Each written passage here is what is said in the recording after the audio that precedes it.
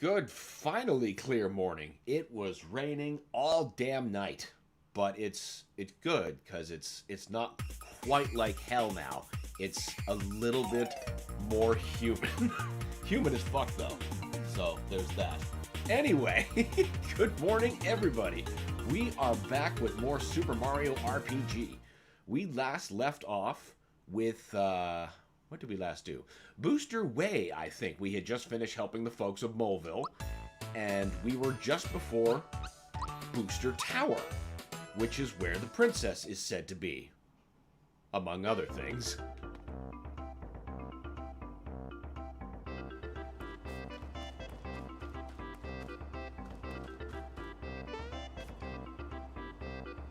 Right, Carbo Cookie. We don't have that yet. You know Booster? He's the weirdo living in the tower a little way from here. He's also my favorite character.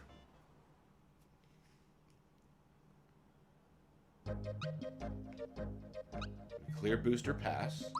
Here we go.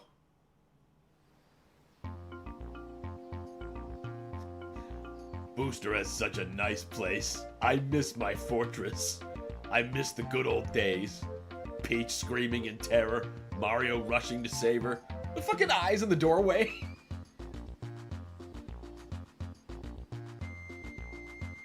Oh, jeez, it's Mario. Oops, okay, calm down. Don't let him see you like this. Hey, how have you been? No, not like that, dummy. Wrong tone, it needs more confidence. You, what are you doing here? If Peach were at my castle waiting to be rescued, she'd be crying like a baby.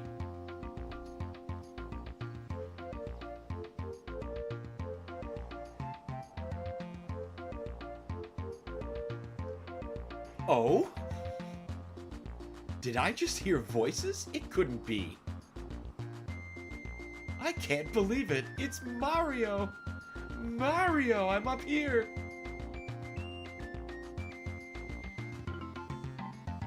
That voice, it's Peach. Look at Booster's playing peekaboo at the door. I thought she got away, but she's been stuck here. Well, I guess I'll be returning to my castle now. Out of my way, shorty.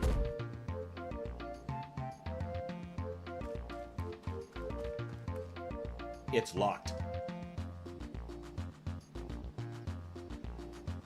What's the matter? The door's not opening or something? Well, it's locked.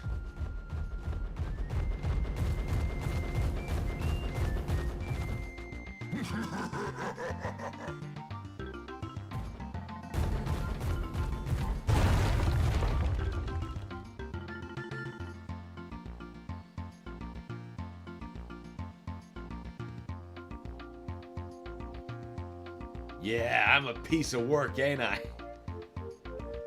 Oh, hold up. We got ourselves a way inside now, huh? All this power and looks too. I know. You're thinking a big, strong guy like him would be great to have along, right? I'm gonna do something I may regret later. I'm gonna let you join my minions. You can thank me later.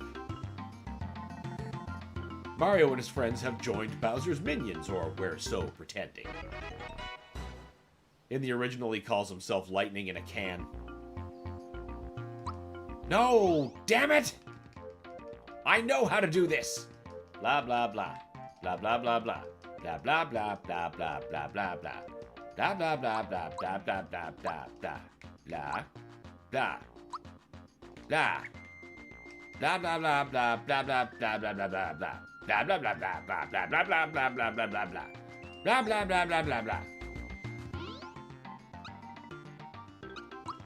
Goodbye, Mallow.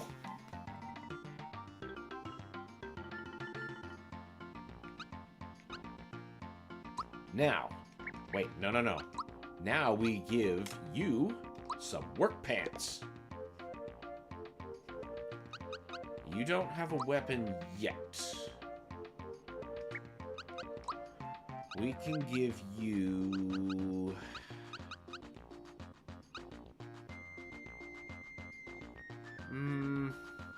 magic's not that useful right yet, so mute's not a big concern.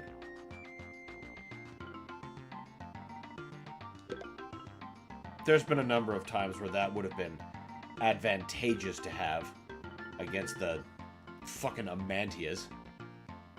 And only now will I think to equip it. That's how we roll here.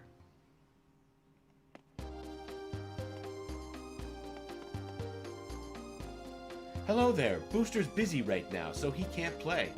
Come back some other time. Or you can try to force your way in.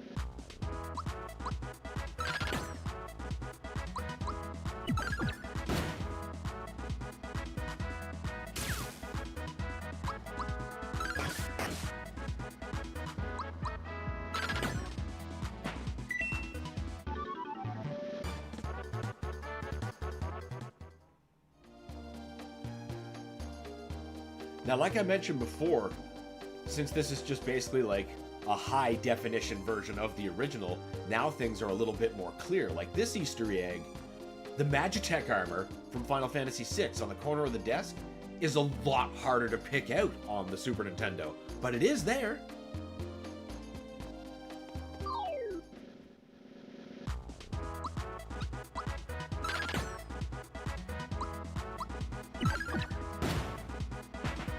Damn! That's not the right timing.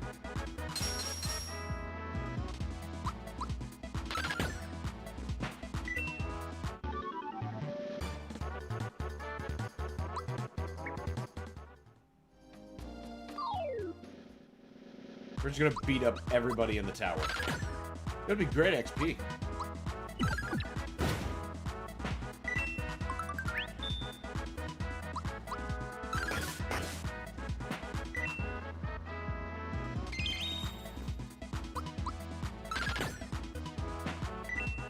Not nearly enough. Yeah, fuck it.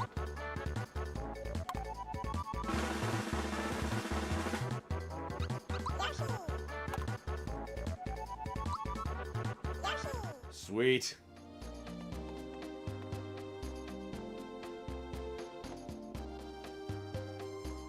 Yeah, we gotta jump down onto him.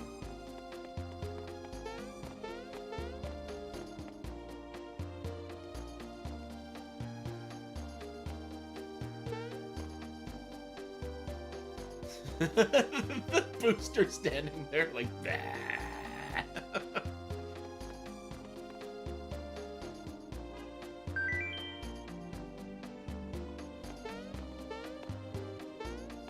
Now, where would that be?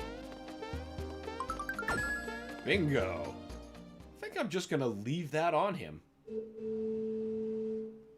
What's the big rush?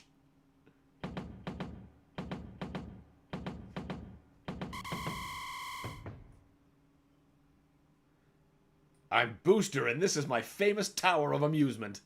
Normally, I welcome visitors to play with me and my sniffsters. That sounds wrong. They're sniffits. Always have been. However, a girl fell out of the sky and into my lap recently. Since then, I've been busy keeping her happy and entertained. I no longer have time to play, so please enjoy yourself. At your own risk, that is. Ha!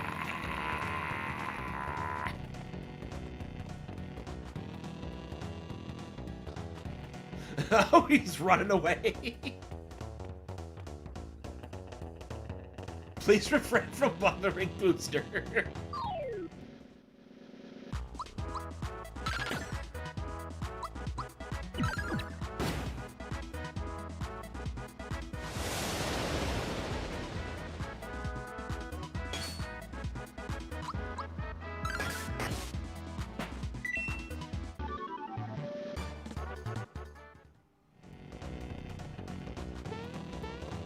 Flower points back there for me?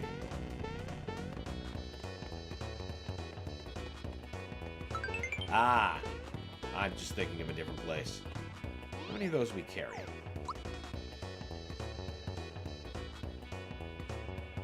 Two? Good. Good, good.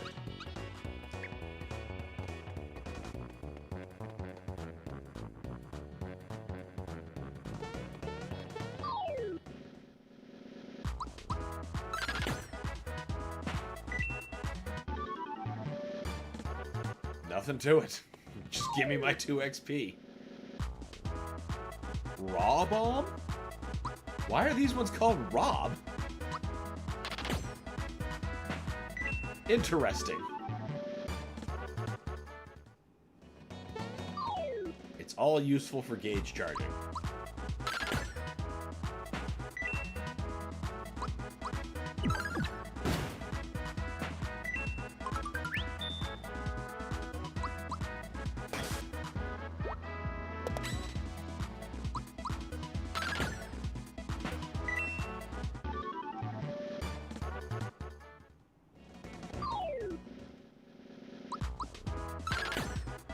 One lonely bomb.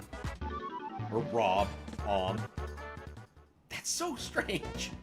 Alright, first we need... fucking taken off from the curtains. Alright. Shit, I missed. But you see what I was trying to do.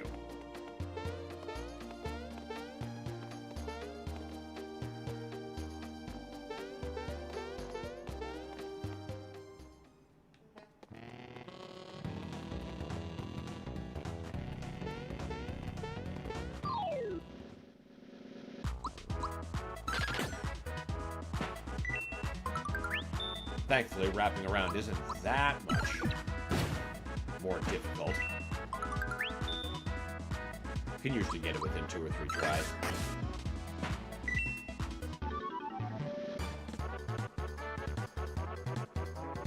Oh. How delightful. Let's see.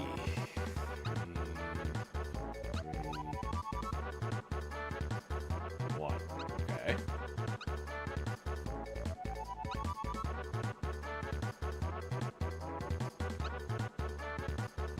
I'm gonna take magic this time.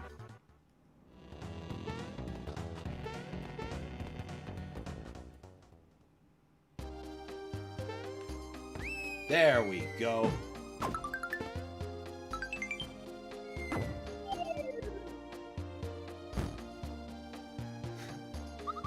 It's fine. He only got a fun cushion from that.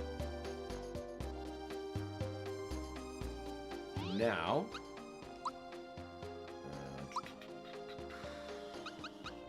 Masher. And we stick with that one for a very long time. The next town's hammer doesn't have anything on this. Or, maybe that's the knock-knock shell.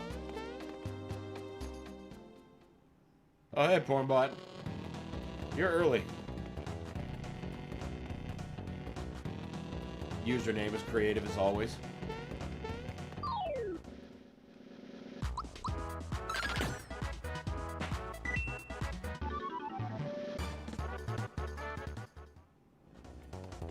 Shit.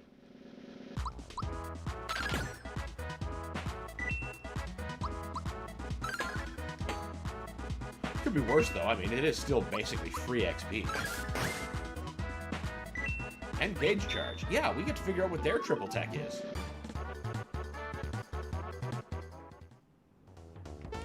Let's figure that out. Shooting star shot.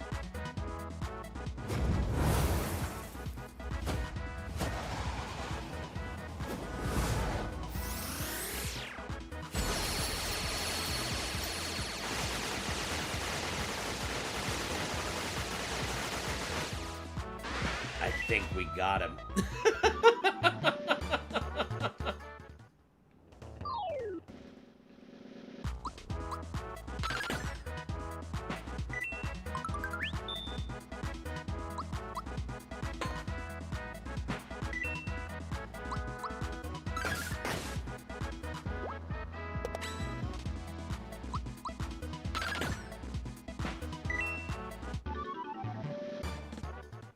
Love the way the floor looks in this version. Like, the reflections are just so nice. What was that loud noise outside? Check out Booster Pass. New pathway opened. This is one of my favorite Easter eggs. I used to like once I experienced it for the first time, I was like, oh, that's the coolest shit ever. And then what I would do back in the day is I'd either have like, well, I'd do both. Like, I'd have a totally different save file saved right here so I could always do this Easter egg, or on subsequent plays, I would deliberately avoid going behind the curtain and, you know, save the Easter egg until I wanted it. But anyway, what happens is,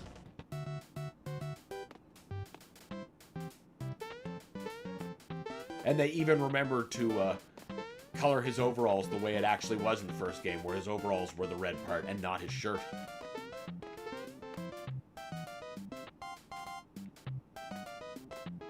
Sadly, this can only be active in this room, so it's a very brief Easter egg to savor. You try to leave, and it forces you out, takes control from you.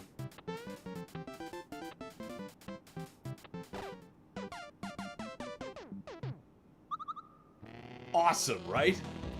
Even back then, it felt like one of those, my god, how far we've come.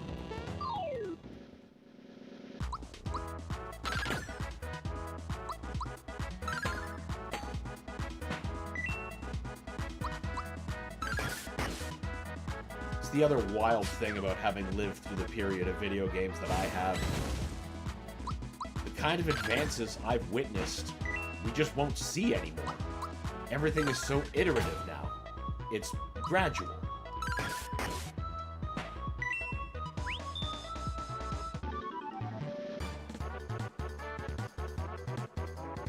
In some cases, barely noticeable. Like, compare Mortal Kombat 11 and Mortal Kombat 1. And then, like, you know, let me know what the big damn deal about the new engine is. And when I say Mortal Kombat 1, I mean the new Mortal Kombat 1, not the original excellent Mortal Kombat 1. Fuck, naming conventions drive me insane for modern stuff sometimes. 338. And it's not like stuff I love isn't immune to that, like Doom. Fucking Doom 2016. Greetings. Oh, greetings, Carnivorous Giraffe. Welcome.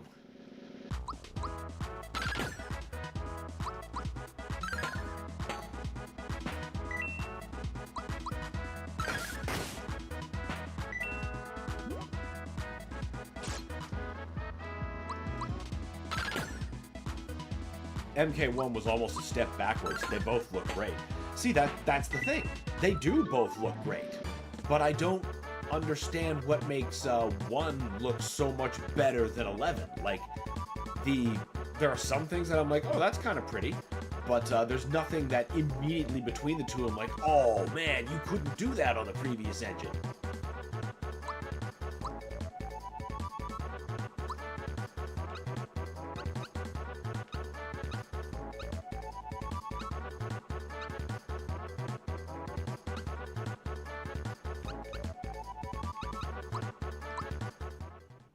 Go. Because, like, you know, they both look great when they're on high settings, of course, but, you know, the hardware required to run Mortal Kombat 11 on high can barely run Mortal Kombat 1. And it looks horrible if you try. Believe me, I have. And then when I finally built a rig strong enough to, you know, really muscle out at Mortal Kombat 1, like, this doesn't look that different to me than, you know, 11 running on Ultra. I mean, yeah, there are some things I can appreciate, but, you know, like I said, nothing that was, like, that much better. But it demanded so much more. I couldn't understand why.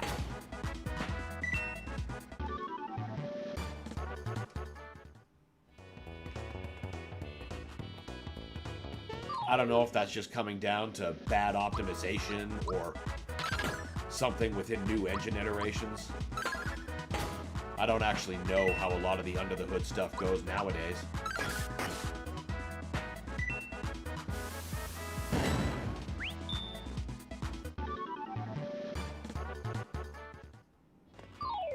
Blah!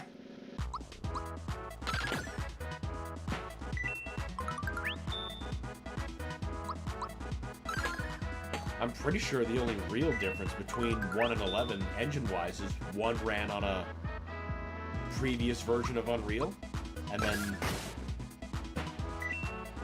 yeah, then MK1 runs on the newest one, and 11 ran on the previous one.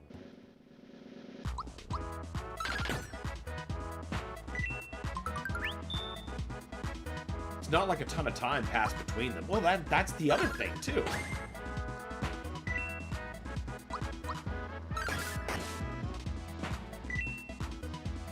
They should have let that one cook a lot longer. Really, really work it over.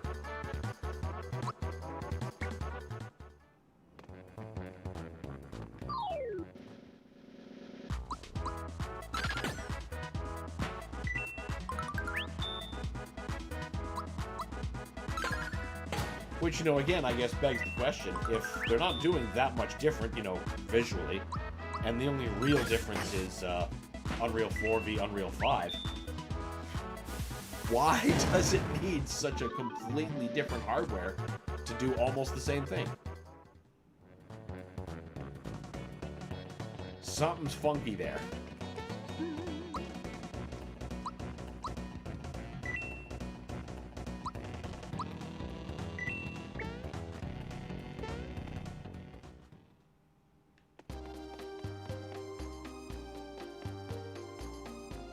Oh yeah, I probably should have taken notes on who's who. I suppose if worse comes to work, I do have the book nearby. Money! Yep, you nailed it. You nailed it.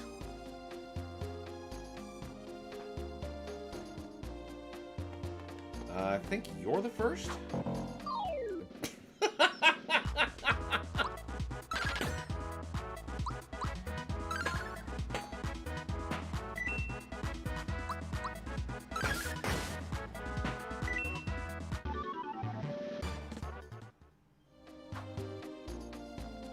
You.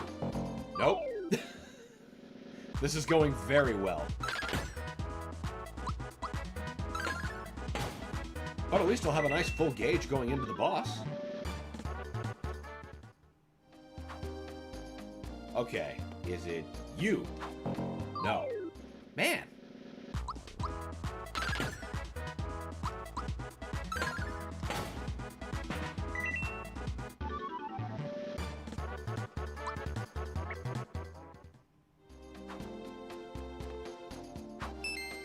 Okay.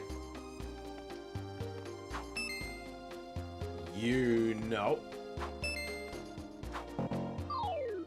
I'm close. I'm very close.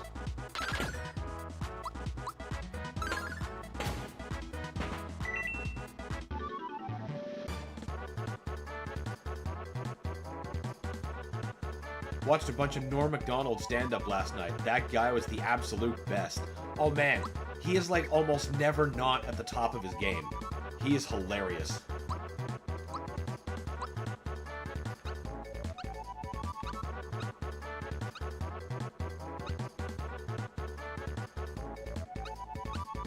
That is such a huge boost.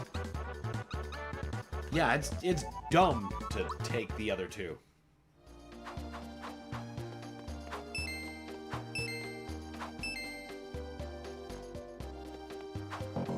Nope.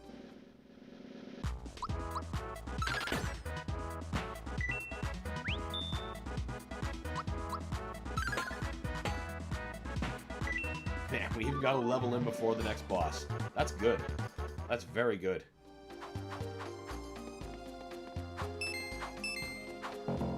Right. I knew that wasn't the third, and I did it anyway.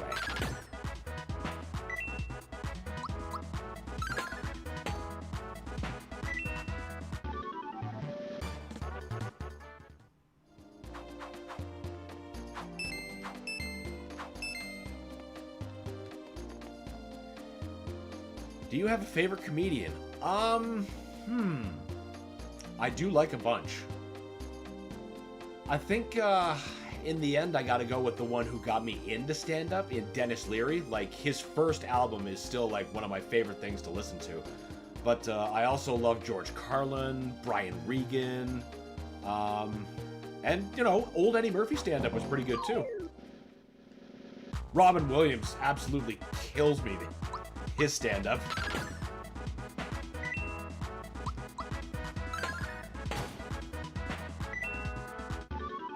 And of course, Norm Macdonald.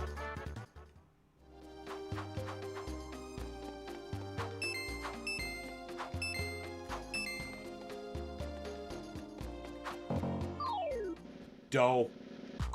Alright, we got it this time. The asshole song. Exactly. Exactly.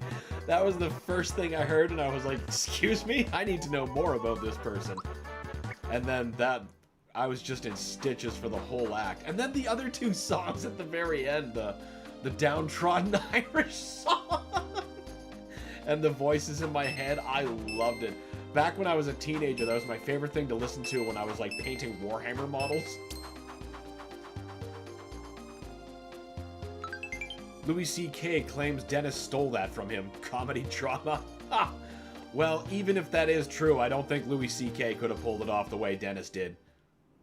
That is 100% Dennis's song.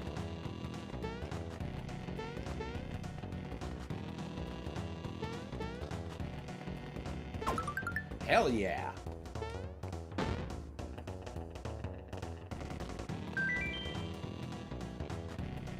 I think I remember where this one is. Yeah. See, this place is actually really helpful to search out secret blocks because the grid in the floor allows me to cleanly move to where boxes would be.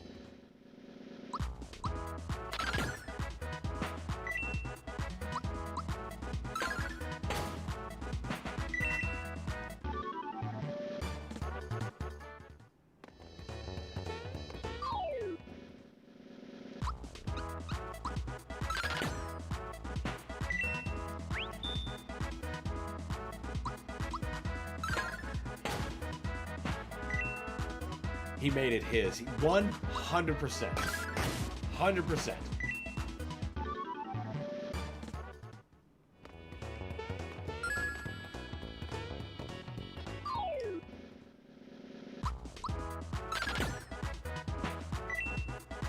He's just got a way about him that it just suits it better.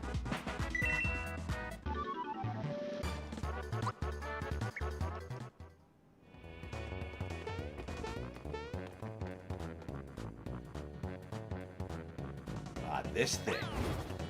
Yes.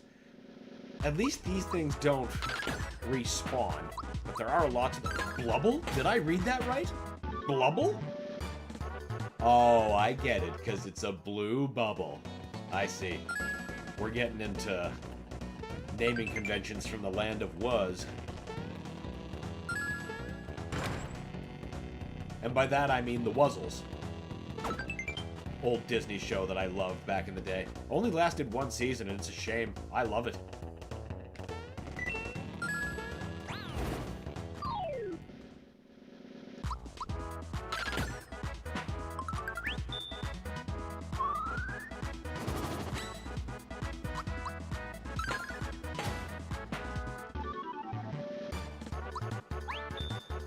Hell yeah, I'll double my XP.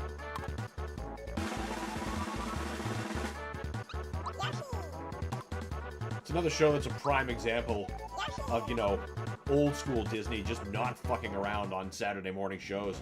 Like, you go back and watch it now, you're like, why the fuck is this animated so well?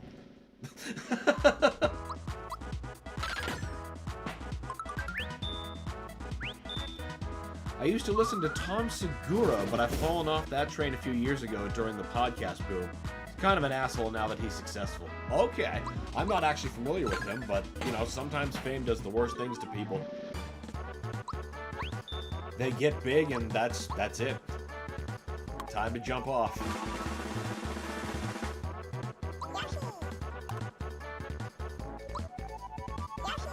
Keep it coming, boys. God, could we get in another level for Bowser? I think we might.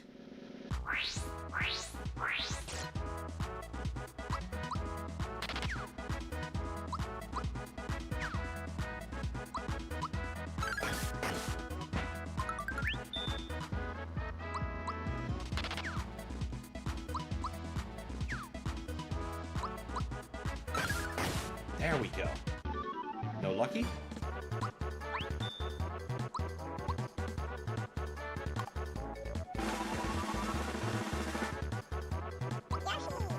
Fuck yeah! Aw, two more like that and we'll get a Bowser level.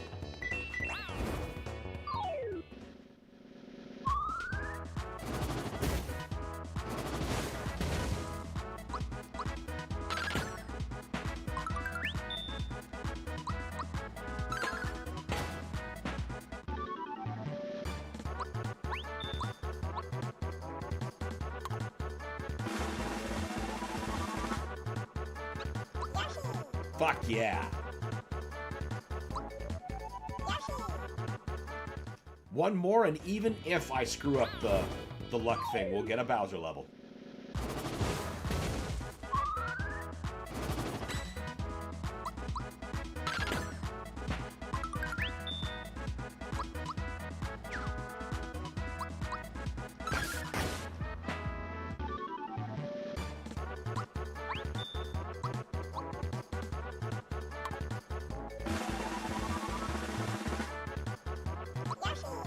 Fuck yeah.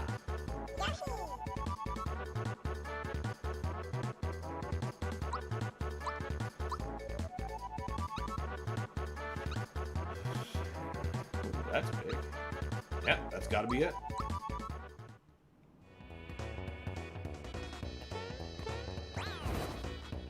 Okay, that's fine. I mean, I'll still take it. Here I was about to just keep going without the key. Or without undoing that lock after getting the key. Going through all of that. Done that so many times in Doom levels. Wait a minute. I'm just misremembering. I do that in Doom levels too.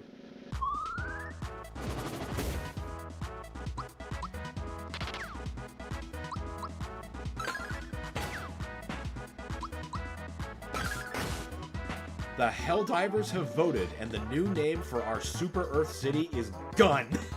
Good. That is an excellent name for the city. Short, to the point, full of the perfect intention.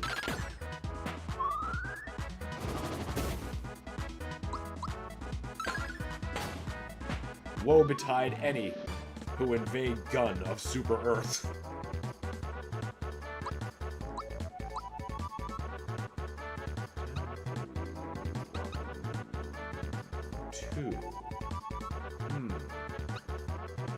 No, I kind of want the HP this time.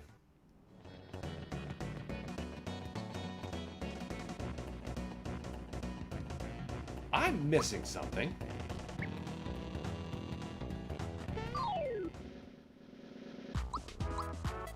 I should be in possession of a chain chomp for Bowser. Maybe I just haven't passed that part yet.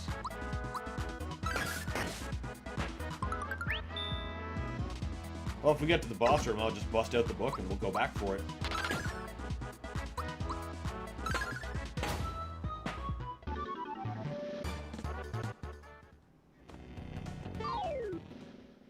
God bless democracy. Indeed. Is it not the greatest gift to the people?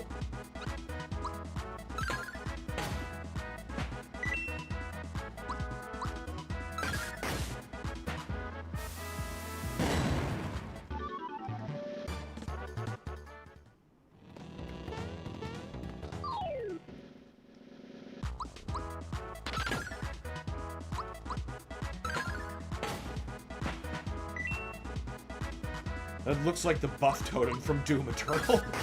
You know what? It kinda does. Thankfully, it's not guarded by some impenetrable shield. Also, thank God it's not actually acting like a buff totem.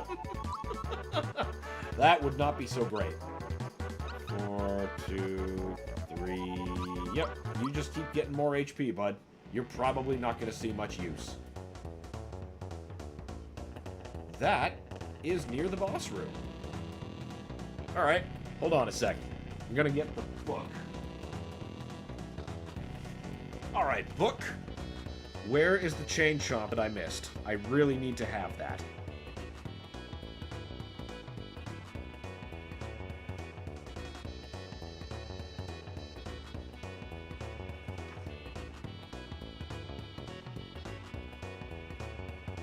Masher.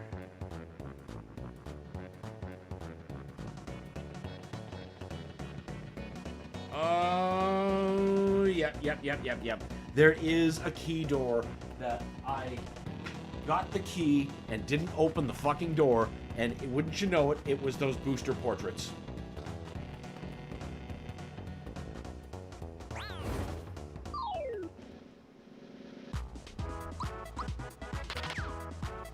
So not too much backtracking. That's not bad.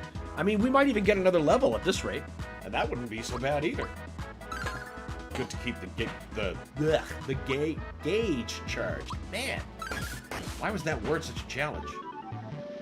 Howdy there. Howdy, Cat. Okay at games. Welcome. Good to see you. Listen, Blubbles. You're in the way.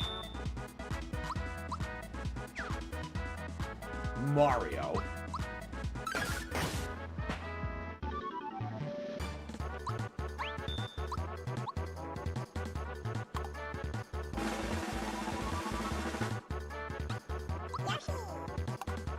More XP. Damn right. I saw one of your VODs for Quake randomly recommended to me on YouTube, so I decided to check you out. Well, thanks, YouTube. And also thank you for checking me out based on that. I appreciate it. Morning. Good morning, Alex. Welcome. Good to see you.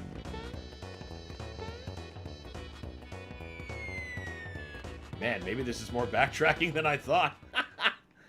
Yeah, it is just right there. Okay.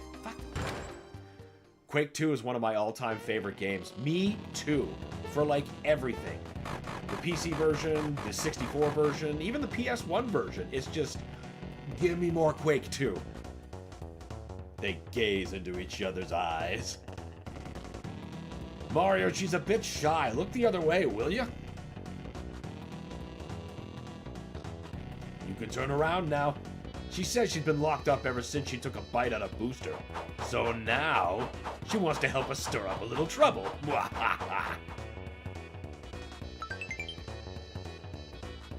Got a Chain Chomp.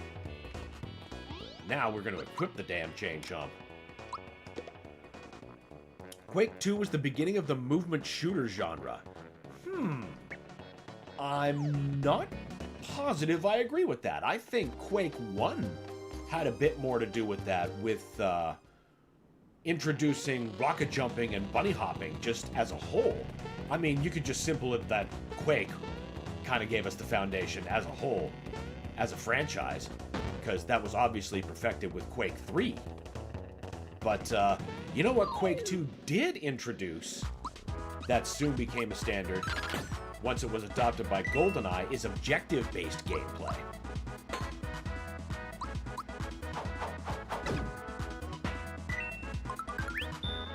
It wasn't the first, but it definitely was one of the ones that made it, like, real popular in suddenly every game after it was doing.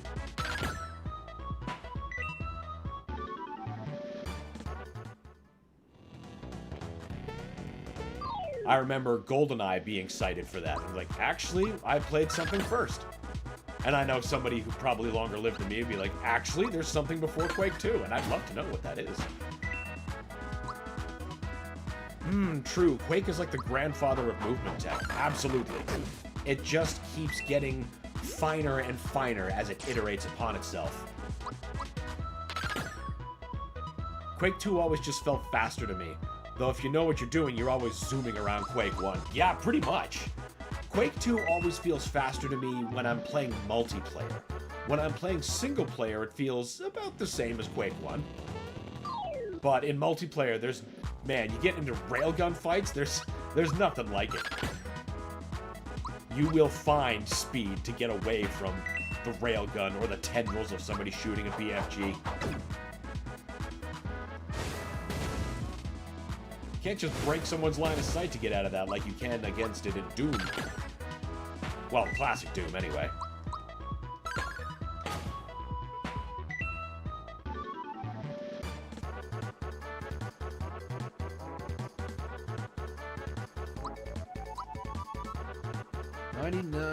Okay, what? Geno Whirl! Alright, the nuclear attack. If we can get the timing right. But it's different than the original, I remember pointing out before. In the original, like, he flings a disc. And you can do a timed attack to make that disc do, like, maximum damage.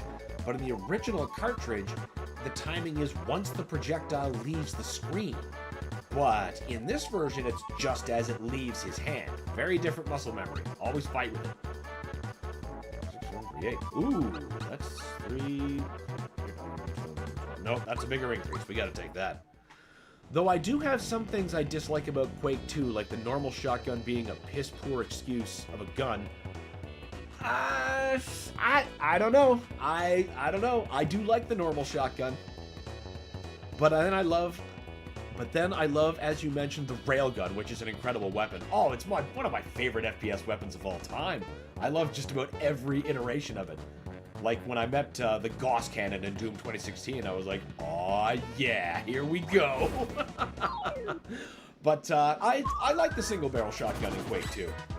I would probably accuse Quake 1's shotgun of being weak before I'd accuse Quake 2's shotgun of being weak. But I do think both are effective shotguns when used, you know, effectively, I guess. That's a bad way to say that sentence, but yeah, once you get into their grooves, I think they're both effective weapons with their drawbacks. The best part about GoldenEye is when I... Hold on. The best part of GoldenEye, when was too little was the free roam, there was that stuff that went nowhere, but that was fully envisioned. Oh, yeah, like, you mean, like, the dam in the first level, for instance. You look across the dam, there's like a whole other, like, dockside, and you're just like, what's that? And you look in your sniper scope, and it's like fully out there. It's like, what is that? I want to get to that. But you can't. I totally get that. I love that. That just kind of gets the noggin jogging about your realization of the world. Gotta love when you reach a certain level and your mage just unlocks a nuke. Oh, that's it. You've unlocked the wizard's BFG. There's nothing more satisfying than that. Sorry, I don't know what happened to my grammar. It's okay. Sometimes it just goes into the mulcher. And I mean, it's Friday. We've used all of our thought meats all week. It's like, you can see I'm struggling to throw together sentences, so don't sweat it, dude. I liked the ballista weapon in Doom Eternal. Yes, I did too. I really like that gun. I think the Gauss cannon is a little bit more destructive, but the ballista's really good. I like the arbalest shot. I know a lot of people are about Destroyer Blade, but I find that's a bit too limiting for how I play. I've seen others do unbelievable things with it, so it's 100% a skill issue on my part. Oh, true, the Quake 1 shotgun was basically your pistol and the last thing you wanted to use. Yeah, for everything. Even, like, you know, enforcers. Basically, if it wasn't either the first zombies or a dog, you're like, no, I don't want to use this thing. Speaking of Wizards and BFG, do you remember the Doom mobile RPG? That's my favorite cell phone game of all time. I've gone so far to keep enjoying that. Like, after the phone that I had it installed on stopped working, now I have Doom RPG running on my Steam Deck, and I replayed it fairly recently. Not on the channel, though. I might do that sometime. And it's still fun. I love that game. Chugga chugga! Ooh, chugga chugga honk! This is my personal railway. Eh? I mean, that's how I'd behave if I had a personal railway in my fucking house. My, it's you again! I'm amazed you've made it this far. Yes, quite amazing you are. Since you're here, maybe you could clear something up for me. My bride-to-be is chanting, Mario help me, Mario help me. Is she showing her happiness? Wait a second. Maybe Mario is another guy. What if you're this Mario she keeps talking about? Trying to take my bride away. Why don't you take this instead?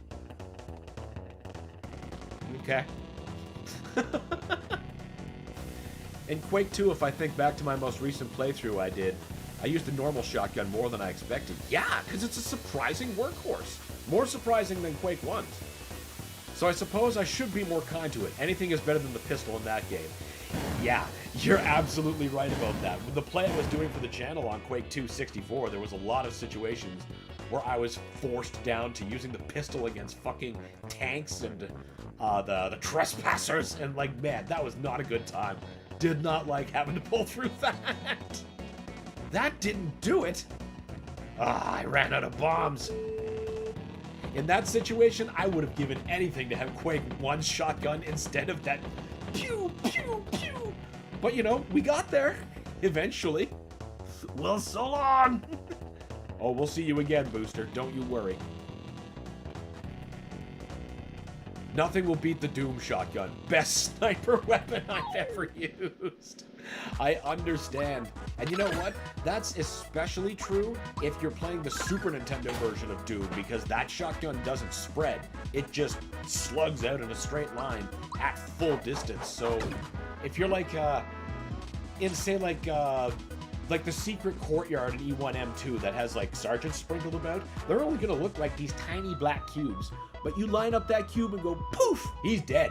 He is not living. It's amazing. Oh my god, using the pistol against tanks sounds like a genuine hellscape. It was not a good time, but the only trick was to be more stubborn than those things. Tell you one thing, doing that definitely upped my movement game in that version.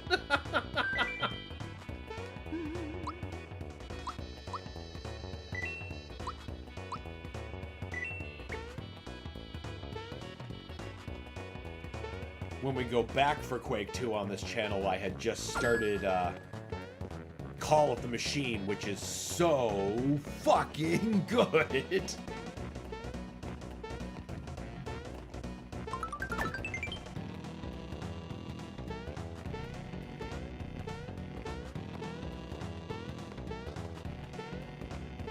Come on now. I know you're here. When I played the expansions, I found so many ways to skip fights because I was always so battered and bruised. Yeah! That was one way the expansions definitely helped me get my movement game up that wasn't in a deathmatch. Because, man, the way you're just like, oh my god, it's having to run from other things, and then that finds more things to run at you. So you're like, oh no, no, no, no. Sometimes you like rocket jump out of desperation, and then you end up in a secret area, and then you just fly back. Quake 2 is so good. It's just so good. Also, one of the top 10 best soundtracks of all time.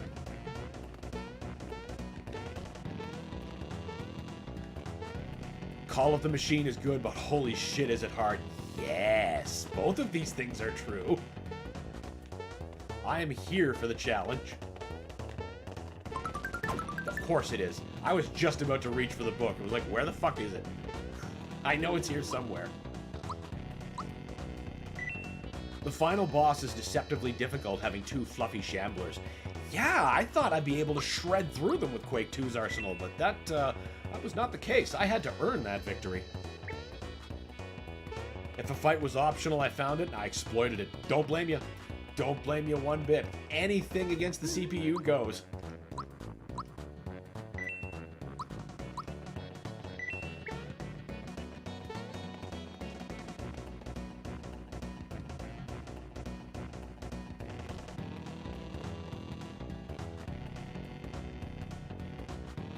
See, in the Super Nintendo version, the beetle is, again, there, but since it's the Super Nintendo version, it's a lot harder to make out. Also, this toy box, all of these toys are there in the original, but, you know, they kind of looks like a stripped-down, pixelated crunch box. It's hard to see the Stunt Race FX car, Disc Coon, Samus, and other things in here. I mean, of course, the Princess Peach doll, but... yeah. There's just so much cool things about how this game just HD realized the classic. This is a very, very good version of the game to play. Doesn't replace the original for me, but damn if it doesn't come close. Mario, you did come to rescue me. I was so frightened and lonely. But now that you're here... the door won't open? I think we need Booster's spell to undo the lock. Oh, what should we do? Yeah, I tend not to feel bad about cheesing the living hell out of AI in a game. I recently did a run of MK9 as Kratos, and I just jip-jammed Shao Kahn to death. Okay, let me tell you about Shao Kahn in Mortal Kombat 9. I've never beaten him normally. It's always been chip damage. I don't know any other way to beat that fucker. And I beat Mortal Kombat 2 on my cabinet every Friday night. He is such a dick. So I guess, you know, he's really living up to the legend, because he's not easy to fight in the originals either, unless you know how to cheese him. I'm loving this age of remasters. Yeah, some of them are just so good. Like, you know what's another real quality remaster? Is the Spyro Reignited trilogy. That was a really good collection of some of my favorite games of the genre. I tried to beat him respectfully, but oh my fucking god, he cornered me and railed me with shoulder charges and hammer throws.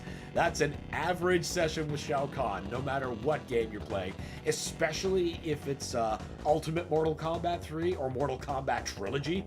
That shoulder ram is basically all he does. I had to do the same shit in Shaolin Monks because that fight with Shang Tsung, Kintaro, and Shao Kahn back to back with no checkpoints. Yeah, it's... losing there is, like, demoralizing, doesn't even begin to describe it. It's so rough. Just run in circles and throw fireballs like a bitch. Yeah, there's nothing else to do. I am not giving up that progress. No, sir. Aha! What should we do? Booster's returning, isn't he? I know. Hide somewhere and wait until he opens the door.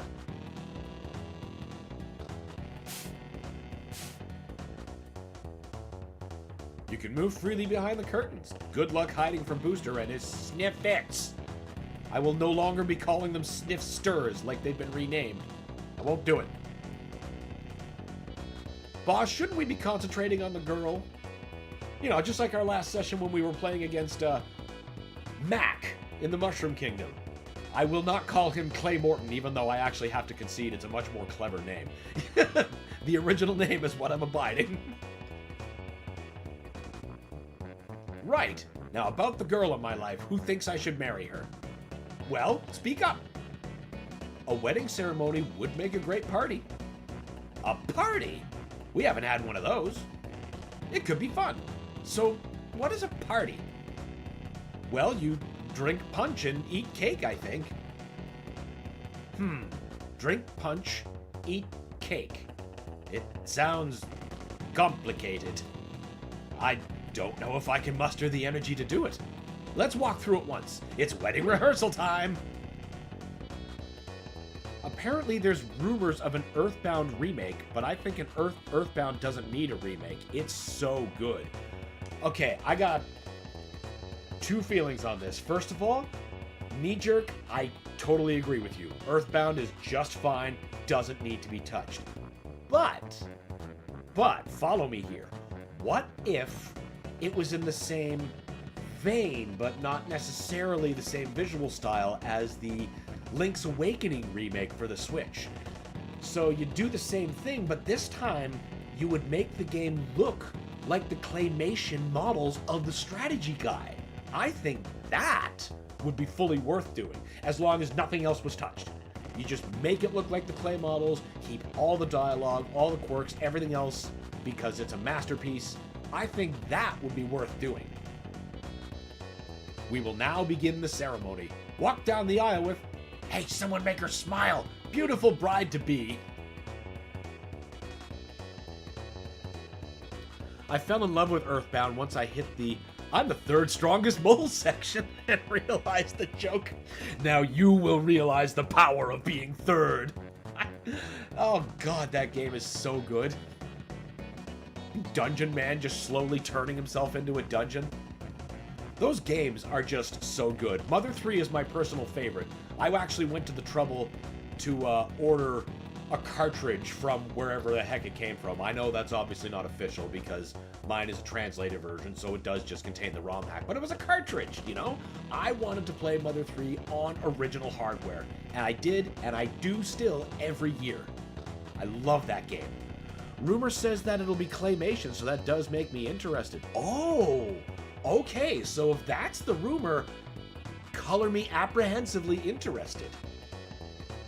Wait, Mario always shows up about now to ruin the fun. We've got to take that into consideration, you know. He's a smart dude for a wacko. Someone go get the Mario doll. It took me until the third mole, ironically, to realize the joke and let out a heavy sigh before realizing I was playing an incredible game. I think that makes the joke even better, that it was the third mole that you realized the joke. It isn't here. Of course it's here. You lazy slobs couldn't find water if you were fish. It's behind those curtains. Number one, you go look.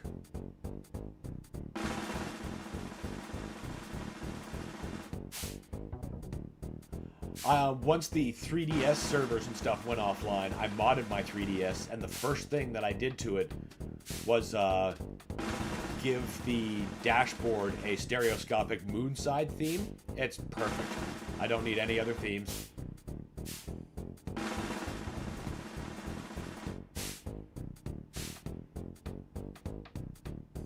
Nope, nothing here. I wouldn't go and lose my Mario doll, you idiots. Ah, number two, you look too.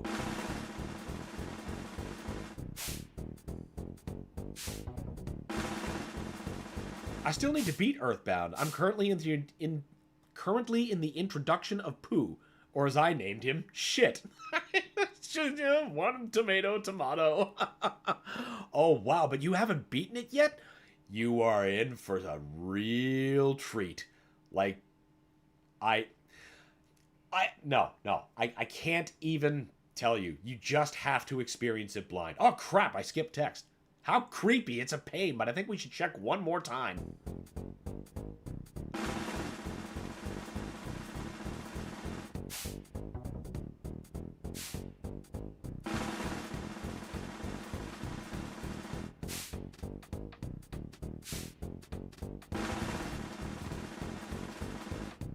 I do love the introduction to Pooh when he's getting, like, his training. Like, that is definitely just out of nowhere.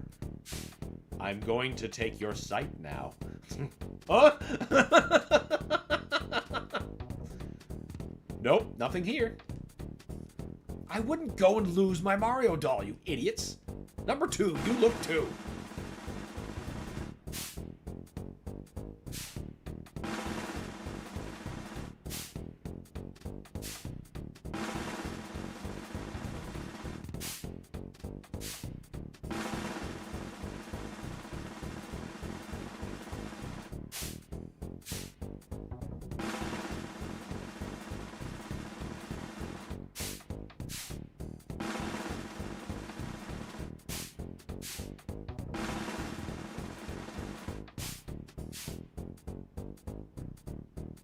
I don't see anything. We can't give up. It's gotta be somewhere. My team is named in order: Deans, Weens, Jeff, and Shit. That whole training section was a trip and really weird. Oh, you ain't seen nothing yet. You have so much to look forward to. Number three, it's your turn.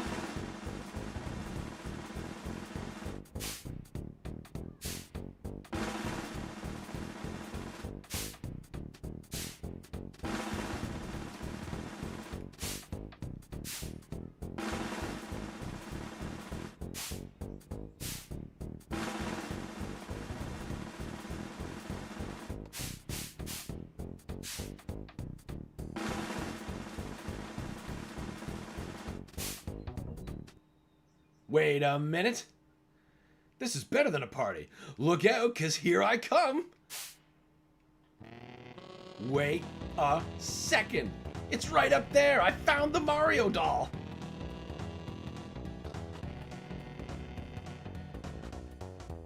But we'll never be able to reach it up there. Oh, the sorrow. What am I gonna do? I'm about to lose it.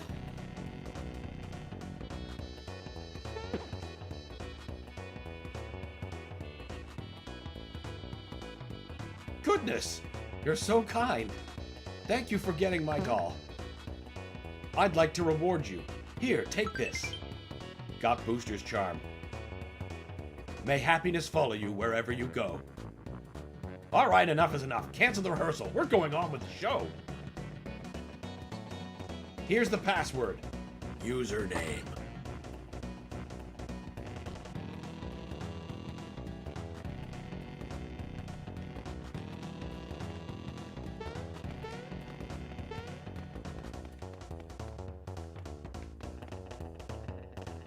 Unfortunately, I missed out on plausibly affordable Earthbound strategy guides, but, you know, luckily Fangamer had my back. I got the guides for both Earthbound and Mother 3, and they're just top shelf stuff.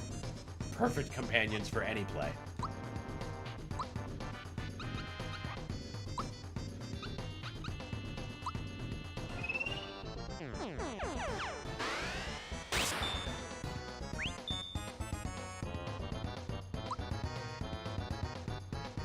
I think you're weak to super jumps? I wonder what's your favorite between Paper Mario and Mario RPG? Oh, Mario RPG. All day. All day. That's not to say Paper Mario's bad. Paper Mario's fucking awesome. Oh yeah, he does not like jumps.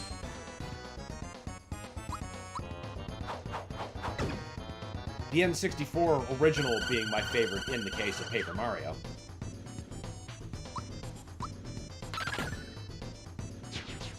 The last one that I played was Sticker Star, but I didn't finish that one, and that was the last Paper Mario game I played.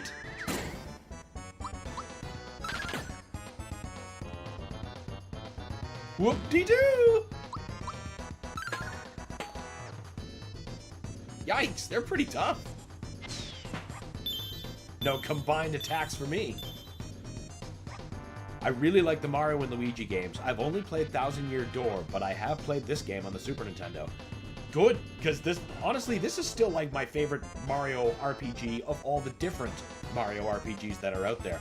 I love the Mario and Luigi games. Superstar Saga is one of my favorite GBA games, or just, you know, RPGs, period. I love everything about it. That would probably be my second favorite Mario RPG, Superstar Saga. And then third would be Paper Mario, the original. I have not played Thousand Year Door yet, which honestly feels like a war crime. But, you know, here we are. One day I'll fix that.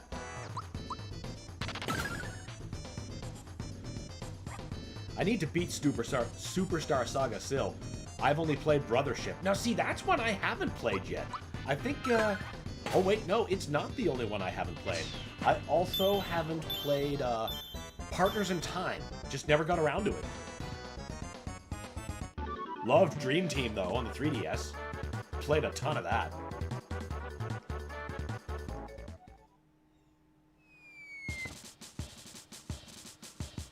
Brothership was pretty good. I don't think it's the best RPG, but it's charming. Honestly, I won't ask for anything more.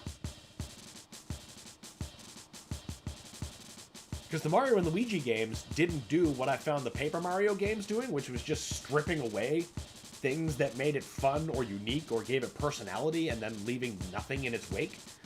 So, you know, they've always been interesting, if nothing else. Like, I would also describe Dream Team the same way. It's not the best Mario RPG, but it's charming, and it was fun enough that I finished it twice. Please let me go, won't you please, pretty please? Where's my bride-to-be? I want to play hide-and-seek too! As long as a game has personality, I'll definitely try it. Yes, 100%. Making your game boring is the most criminal thing you can do. I want to play hide-and-seek too! The worst crime a game can commit is being bored. Great minds thinking alike here. Yuck! I don't want to play anything with you. What a poor sport. We really should hurry along. A yummy cake is waiting for us after we climb this hill. Let's go! No, I don't want to marry you. Please let me go.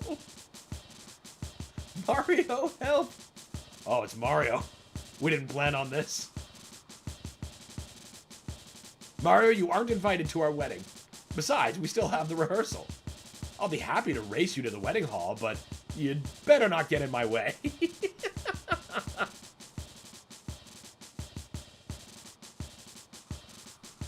I think the most disappointed I've been with a purchase is Deadpool on PS3. Cost me $50 and it was a bore. Really? I think that's the first time I've heard a take like that. Most people that, well, at least that I talk to anyway, keep talking the Deadpool game up, like, really, really hard. I mean, I've always been fairly meh on Deadpool myself. Like, I don't dislike him, and I think he's funny, but, you know, like, it's nothing I really follow up on. I've seen the movies, and they're perfectly good. But, the game just totally slipped by me. At the time, I was still too busy playing High Moon's other Transformers games. Because those were so good. And the fact that those aren't available for sale still, that is a crime against gaming.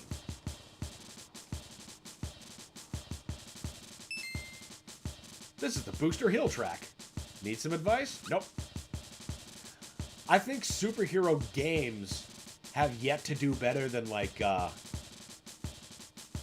think it's between movie Spider-Man 2. Just swinging around the city is so unbelievably satisfying. And Origins Wolverine, which first of all is better than the movie it's based on, head and shoulders. But second of all, it's the best Wolverine experience, bar nothing. I like the character, but the gameplay isn't anything special. It's like someone took the essence of DMC and forgot to make it engaging. Interesting. Interesting. Now, see, DMC is something that I've got a little bit of a conflicting relationship with. I've given it a couple of chances. Like, I've played the first game. Or no, wait, no. Which ones were I given? It was 2. Yeah, it was the second game and the one simply called DMC. But none of them clicked with me. I thought the whole time that I was trying to play these games that I would rather be playing Ninja Gaiden. And most of the time, that's how the session would bear out. I would just stop playing that and play Ninja Gaiden instead. Deadpool and Wolverine was dope. Yeah, I can vouch for Wolverine, but Deadpool I haven't played yet. If I had the opportunity, I'd love to give it a shot. Ready, set, go! Speaking of incredible Transformers games, Devastation was an underrated gem. 100%. I launch bought that, and I don't regret it. I'm super glad I have it in my Steam library, so I can still continue to enjoy it. But my god, that was like playing a whole classic G1 season. What's not to love? With, you know, Platinum Games action. Because I do love me some Platinum Games.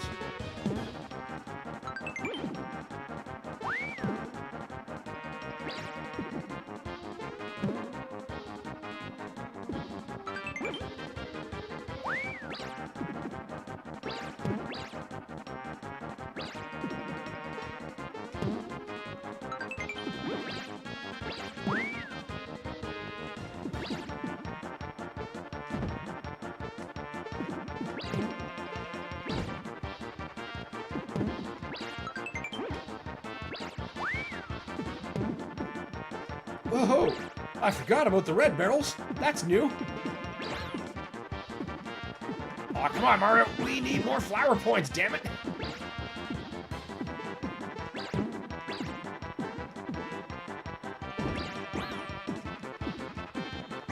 Oh, come on, Mario. You can do better than that.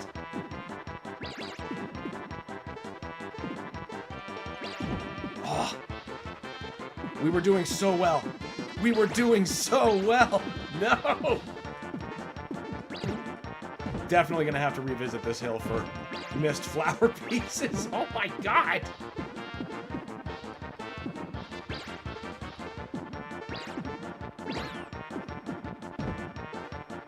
Man, that just fell apart. Totally fell apart. 5 flowers? Oh, ah. Oh god, 2 is the worst of the series, and DMC is the worst remake ever. You've only played the worst games. Well, okay, then maybe that explains why it never clicked with me, and I just played Ninja Gaiden instead. It's not difficult to be better than Origins Wolverine. That movie is laughably bad. Yeah, like, that movie isn't even, like, have a couple beers fun, like, Batman and Robin. Like, Origins Wolverine is just bad. You're gonna be upset you wasted time with it. Cybertron is the center of my universe. Why isn't it the heart of yours is such a banger line from Megatron. 100%. That's just one of those, oh my god, this is why you're like one of my all-time favorite villains. And like that, he's just written so well. I was referencing the movies. Oh yeah, of course. Of course. DMC 1, 3, and 5 are the best the series has to offer. Okay, yeah, literally none of the ones that people lent to me going, oh man, you're gonna love this. You play Ninja Gaiden and Bayonetta, you're gonna love this, DMC. Are you sure? Because I don't think I do.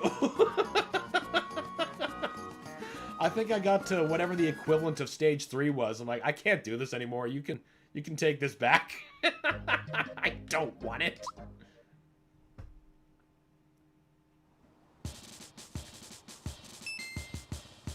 Mario, this is Booster Hill, where there isn't much besides barrels. So follow me to the exit.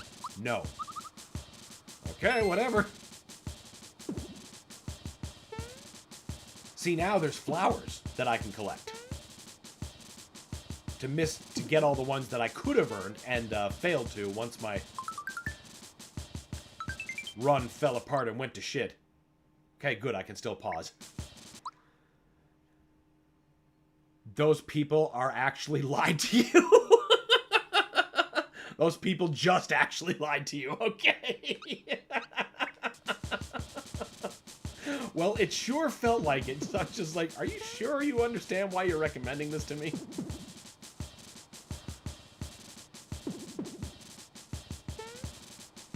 Because, you know, sometimes DMC fans find that shocking when they find out I play, like, Ninja Gaiden and Bayonetta. I'm like, no, DMC ain't for me. They're like, what?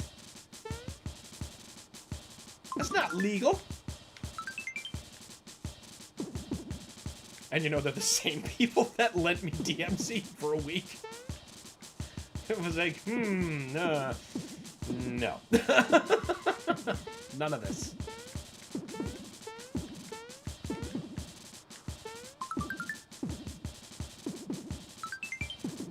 Ninja Gaiden is so good. I'm super excited for 4. Me too. And Ragebound later this month.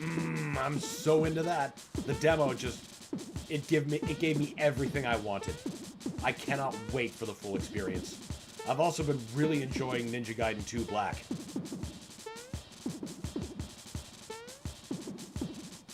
It's a big improvement over the currently available Ninja Gaiden 2, the Sigma release. Which, you know, once you apply mods, it's honestly not bad. It's actually really good with mods. Okay, I'm pretty sure that's all the flowers.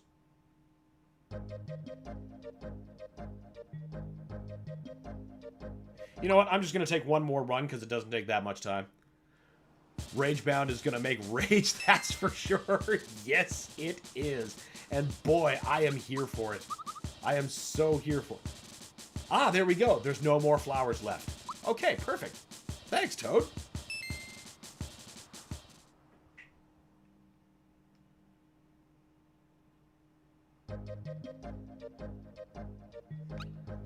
I'll play Black over 2 Sigma staircase of buttfuckery. I love that staircase. That staircase is how I gauge the quality of what version I'm playing. If it's like the 360 original where it's got like the thousands of guys, I'm like, yes, I'm here for this. The greatly reduced versions in Sigma 2 were very disappointing. But mods on the PC version tend to fix that, and I've been very much enjoying that. But 2 Black does step up the enemy encounters, so there's more enemies in 2 Black than 2 Sigma, but there's not as much as original 2. It's an interesting in-between, and I'm finding I'm appreciating it a lot more. Here, have 200 enemies and a message to go fuck yourself. That's how Itagaki rolled. That is how he rolled. And we just begged for more. The first Ninja Gaiden Black remains my favorite in the series.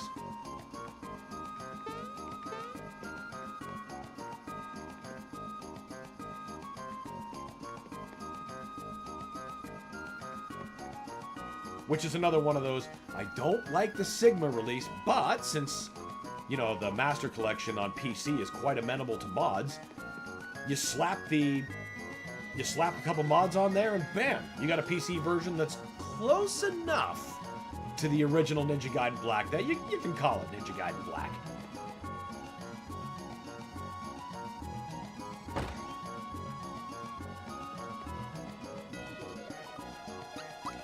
We're gonna stay in the premium suite and get all them extras.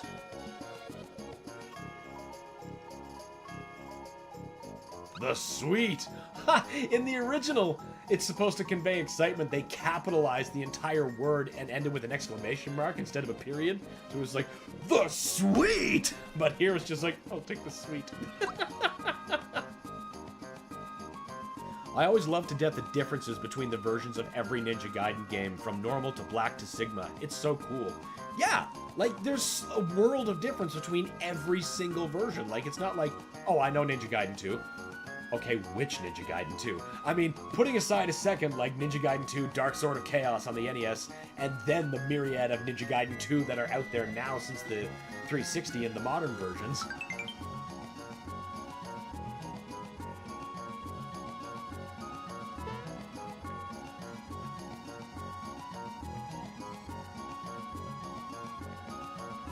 They could be considered different games from a certain perspective.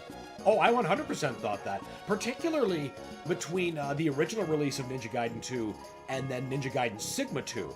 That was different enough that it's a whole other game to me. Unfortunately, I didn't feel it was a better game, so I stuck with my original. But 2 Black offers me a great in-between. Mods, however, offer me everything.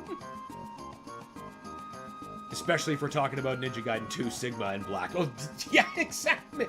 Man, we're just on the same wavelength today.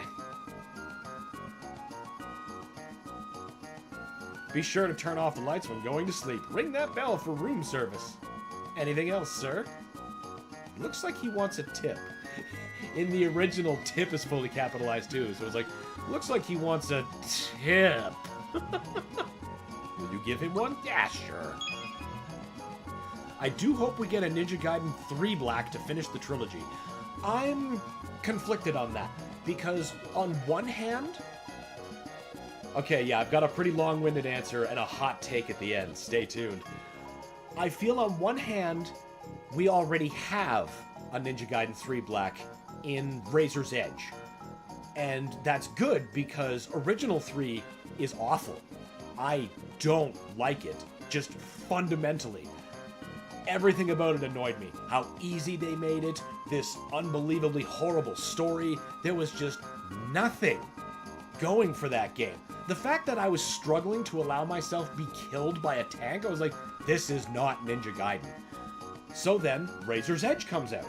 And then, I get the difficulty that I'm craving, but the combat is boring. It hinges on one mechanic too much. It's like how in Echoes of Wisdom you can solve like 90% of the world's problems by stacking beds together. You just do the same thing over and over again, and I didn't find it fun. I found it tedious. So while it's better, it still wasn't good. So that said, I'm not sure how else you can tune Ninja Gaiden 3 and make it a game that I'm going to find palatable, because the biggest root of my dislike is the story and the characterization of Ryu, and how any of that flows. The combat that isn't keeping my attention is just the icing on the cake. And what I found, ironically, to be the healing salve, and I think a better game, was Yaiba, Ninja Gaiden Z. I know that's the most universally reviled thing, but I liked it more than either version of 3 or Razor's Edge, and I think it should also have been included in the Master Collection. Hate be damned. It was part of that generation, it needs to be there. And one more thing in Yaiba's favor, Grant Kirkhope's soundtrack. If that doesn't keep you moving, I don't know what will. I'm tuned and ready. Well, I hope that was worth it. True, I did forget about Razor's Edge. Yeah, I went out and bought that immediately because I heard it was pitched to me as, oh, they fixed all the problems of 3. I'm like, Okay, you fixed some, but you didn't fix enough. I'm not sure that this game can be fixed enough for me. I still need to finish Ninja Gaiden Collection. Yeah, it's worth doing. It's worth doing.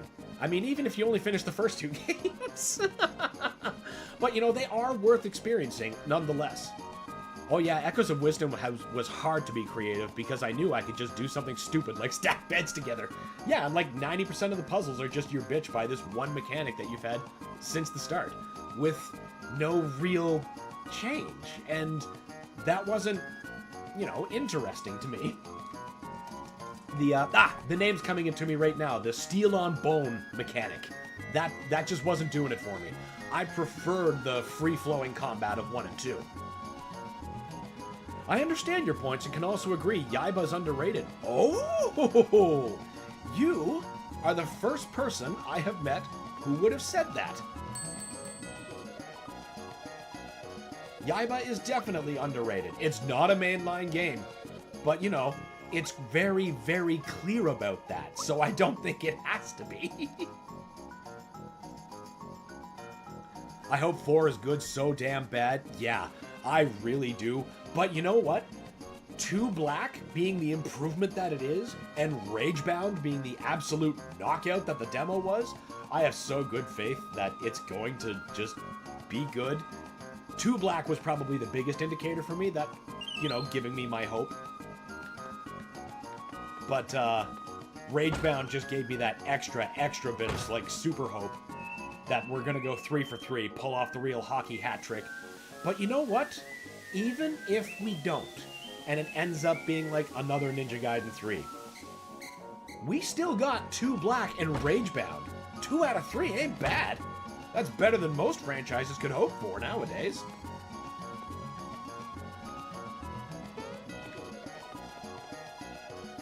Oh, go away.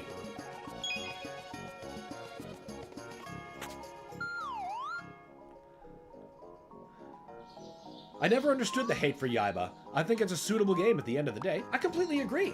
I think a lot of the hate, just off the top of my head, came from the fact that people were just coming off of the original release of Ninja Gaiden 3, which was not received well, and it wasn't like a mainline Ninja Gaiden. It was very much a side Ninja Gaiden, even though it was clearly labeled that on the box. People just wanted more of the, you know, the mainline, and they weren't getting that. And even though the game was clear about that, they were still upset. I think a lot of the hate is people digesting, what if it's as if it's a mainline game, which is just just right ahead of me. Exactly. Ragebound is being done by the Blasphemous devs was 100% the right choice. I was actually skeptical about that at first, but only because I was worried that might mean Ninja Gaiden would become another search action game, the way that The Messenger decided to halfway through, and I hated that. Like, I loved The Messenger for the first half when it was like a new ninja action game, and then when it switched genres to just be deciding it wanted to be open like Blasphemous, I'm like, this isn't what I'm here for. This is exactly not what I wanted, and I didn't want Ninja Gaiden to go that way either. But when I got the demo in my hands and realized that's not at all what they're doing, they are just doing straight up linear Ninja Gaiden action, my fears were assuaged and I am now hype as fuck. Aw, crap! I didn't speak to the bellhop. He was supposed to give me something. Oh, well, I guess we're staying for the sweet again. We're exact on the same wavelength. Yeah, it seems that way.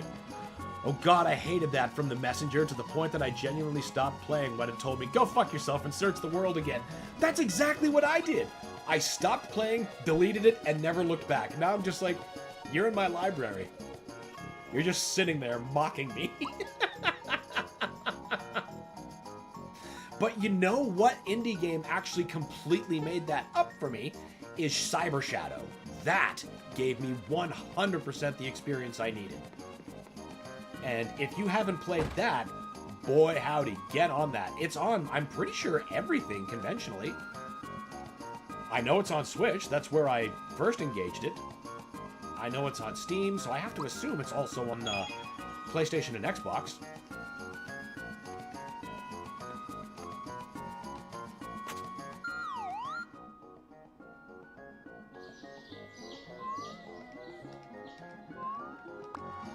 Wake up, Mario.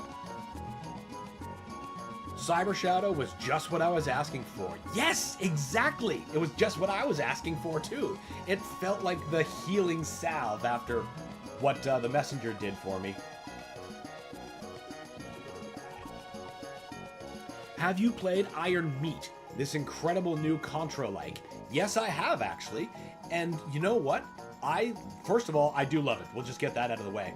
But the real way to play that I found... Oh, just a mid-mushroom? I did all that for a mid-mushroom? That's the most expensive mid-mushroom ever. Oh, God. Anyway, I have one of those At Games Legends Ultimate, multi-cabinets, right? And you can hook up a PC to it, which is what I do. And I enjoy my Steam games through arcade cabinets. Iron Meat, played on a cabinet, is tops. It can't be beat. It's honestly, I enjoy playing Iron Meat in a cabinet more than I enjoy playing Contra. $400 for a mid-shroom? Yeah, right? Like, it's the worst kind of inflation ever, stupidity-based. You can't fight that.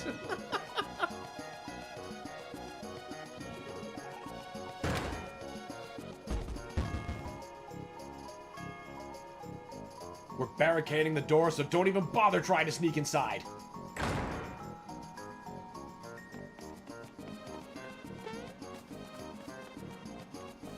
Yeah, it was like my first impression of Iron Meat was like it was the very best of Contra, like all of the best 16-bit games, like Contra 3, Contra Hardcore, all of that delicious, delicious stuff. None of this Shattered Soldier stuff. And then the Meat aesthetic reminded me of my favorite indie game, period, called A Robot Named Fight, which I bill as the best Metroid you're not playing. It's a roguelike, which is basically Infinite Super Metroid, but basically you're a robot that looks exactly like not Samus, and, the meat has taken over the planet. Away you go. Oh my god, A Robot Named Fight? Yes! Oh man, I have bought that for so many people on my wish list. Just like, no, you all need to play this game. It's amazing. It's so fucking good, I promise. I bought it on Switch, I bought it on Steam, and I just never stopped buying it. I fucking love that game. I played it once for this channel, and I got to, like, the core Mega Beast before I got dusted. It was so rough. But I had so much fun. I would absolutely do that again for this channel. Did we just become best friends at the fucking Catalina wine mixer? I'm the best photographer around. Would you like a wedding portrait? I'm not getting married. I saw people who look like chefs go into the wedding hall through a back way. Weird, huh? I have it on PS5 and I keep going back to it every few weeks. Same. I have like hundreds of hours on my Switch version and I'm slowly catching up on my Steam version. It was so fun re-unlocking everything again on Steam. It was just, God, I love that game. There's reasons it's my favorite indie title ever. It was my dream to stay in the suite after we got married. Yeah, the suite sucks, bitch. This is supposed to be my wedding day, and all of my plans have been ruined. Who's the guy with the scraggly beard? He and Princess Peach were... No. They're getting married? Yeah, it's a shotgun wedding, but they're gonna try. It's so fun, because you're not gonna unlock them in the same order. That's it! Like, it scratches all of the itches of, like, Super Metroid, but not in a way that I have committed to muscle memory. It's always different. There's always different power-ups, always different sectors, always different layouts, always different enemies, and it just keeps giving me a new experience every single time, and I can't stop. I just can't stop. Looks like he needs to go somewhere fast. Someone go let the kid pee before you take a picture. It's like Super Metroid for the first time, every time. 100% nailed it, right there. And then once you've played it enough to have like the wall jump unlocked from the get-go, just perfect, forget about it.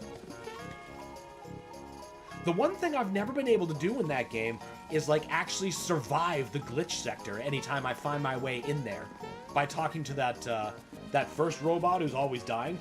I'm sure you've experienced it, you know, when he warps you to like the magic rainbow busted dimension. I've never survived that. I wonder if there's a way, or if that's just one of those things that's like, no, this is like a busted NES game if you found your way out of bounds in the NES Metroid. Have fun. My first Metroid was Zero Mission on the GBA. What a game. That is one of the best of not only the GBA's library, but the best of the Metroid series. I think the Glitch Center was meant to be cool, but kill you. Okay, that's good. Sounds like you haven't survived it either. I've never looked up if it was possible, but I've always wondered. What are you doing? Oh, that's nice. You just stepped on that, you fools!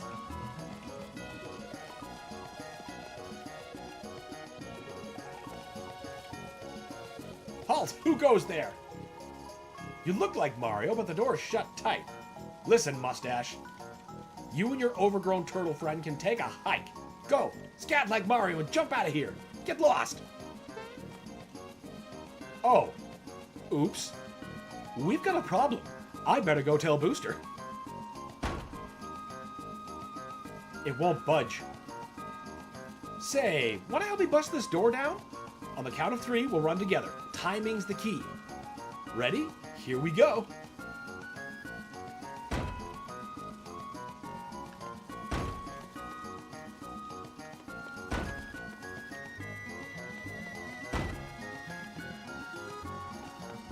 Oh, come on.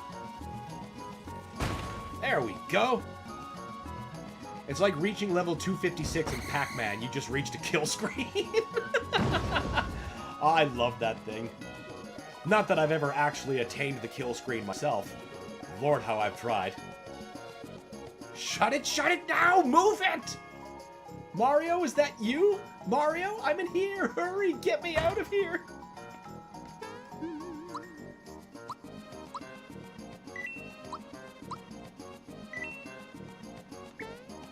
That was definitely another one of those games I had to have a cabinet of, because Pac-Man is just so fucking good. I've never been terribly good at it. Like, you know, I've never reached the kill screen, like I just said, but it's just so fun to play. Who gives a shit, you know? The idea of a kill screen was always fascinating. The game just destroys its own code. Yeah, honestly, like, to have something done so far outside of exception, that is fascinating. When the code's just like, you know what? They're just done. We're pretty sure Mr. Mustache can't break in here, but that turtle looks mean. He could be trouble. They have no idea what they're up against. I'm lightning in a bottle. I'm earthquake in a can. I'll bust this open in no time. Wow, first try.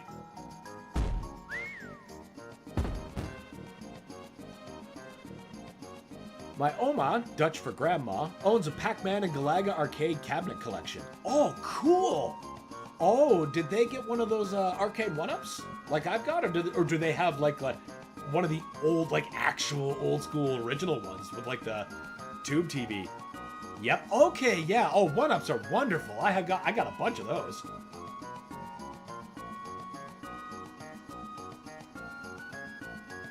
My shoes, my ring, my brooch, my crown.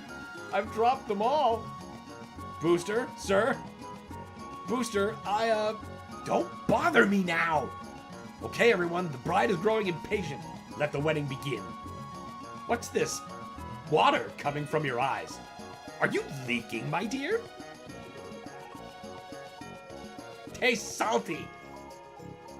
Booster, sir, I believe the bride may be, crying. Crying?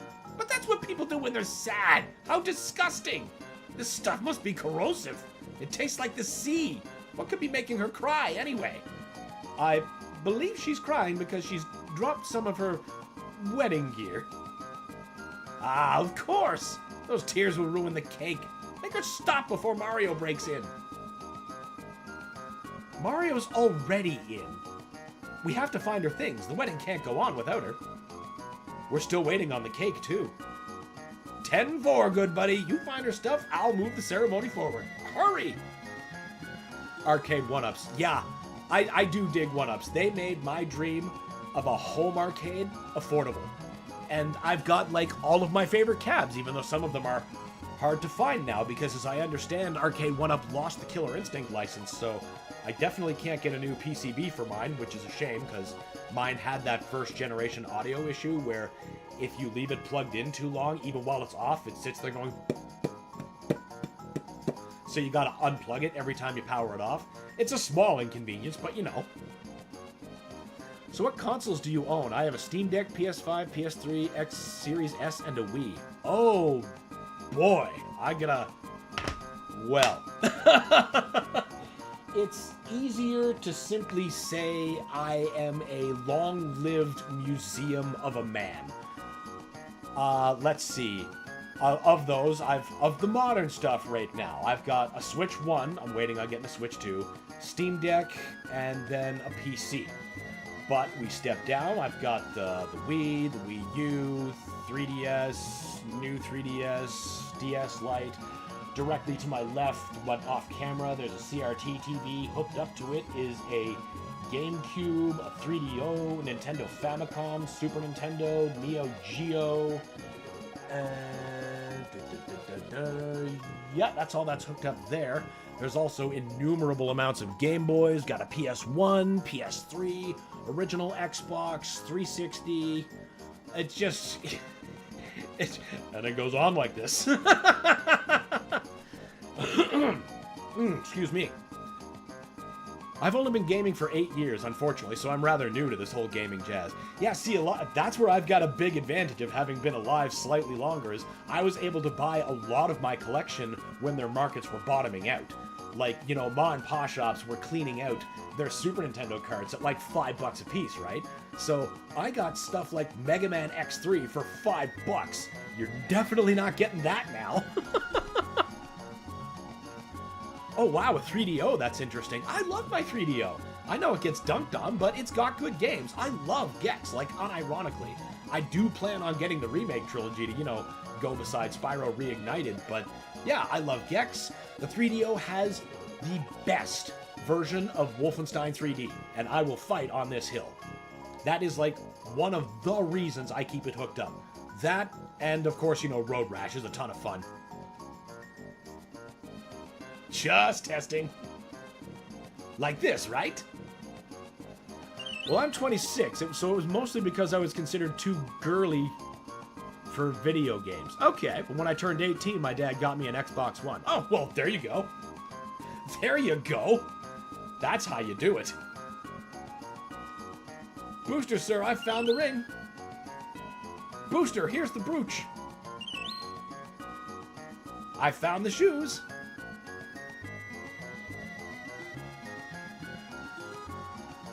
Hey, wait. Wasn't there one more thing? Yeah, being 43 got me pretty much on the in floor for a lot of these consoles. It's also why I was able to experience so many of different advances that we would never see again. Like experiencing the jump from 2D to 3D firsthand. That's some shit, let me tell you. I recently got Wolfenstein 2009 for the PS3. Lucky you! Because you know what? That game's really hard to find now. It's been delisted from every market, and the thing that I find interesting about that delisting is I still have that game on my wish list for Steam. I didn't manage to get that when it was available. But even though it's been delisted, it's still an entry in my wish list. But there's other things that were in my wish list that have been delisted, and it just shows up as a blank square. It's like, this game's gone. Like, okay, but so's Wolfenstein. Why is it still listed? Are you going to relist it? Will I be able to buy it for a reasonable price? Digital keys for that game are crazy in cost. My first games were MKX and Shadow of Mordor. What an interesting first selection of games. What a bitchin' first selection of games. Shadow of Mordor was excellent, and MKX is a super tight Mortal Kombat game to get in on. Well, when I beat it, I'm happy to give it up. I don't collect games to hoard them. That's fair. That's fair. I'm not hoarding either. It's the sense that it's been my experience that, you know, every 5 to 7 years after beating something, I'll want to go back to it. And every time that I've sold a game, I've ended up buying the fucker back 7 years later at 3 times the cost. So eventually I was like, you know what? I'm just going to keep this stuff. And now I feel that's more important than ever, where companies are deciding you don't actually own your games. You know, like I actually own this. I can hold this. This can never be taken or delisted from me. Not true of so much things available nowadays. So it's important to hang on to your stuff. Not necessarily for hoarding. Isn't that a pea shooter enemy? It's a Sniffet from Super Mario 2. But they're calling them Sniffsters in this remake for some reason. They called them Sniffets in the original. Wasn't there one more thing? You're right! The crown! They're lighting the candles. Hurry and get the accessories from the Sniffets and save Princess Peach. If you're quick, something good just might happen. I'll look for the last one. You give this to Booster. Got her shoes. Got a brooch. Got a ring. And we got the crown. I've luckily never had the issue just yet. My whole goal is to play him and give him to someone who will love him more than I could, because I'm autistic, so my interests change frequently. That's understandable. Like, why? I love giving games to people who I know will appreciate it. That's one of my favorite things to do. I mean, that's how so many people have a robot named Fight. Mario! You're finally here!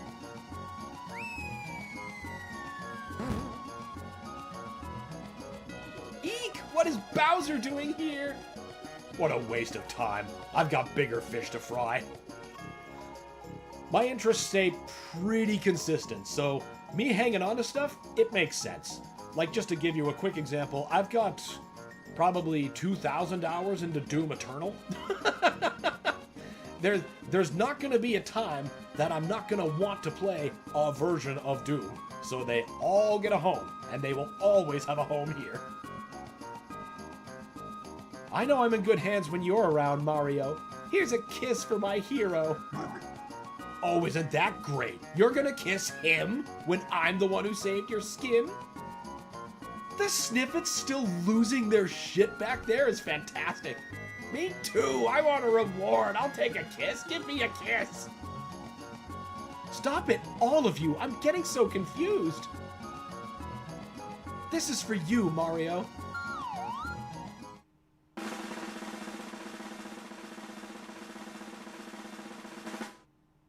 Oh, I didn't light it in time. I was too slow, so no Peach kiss for him.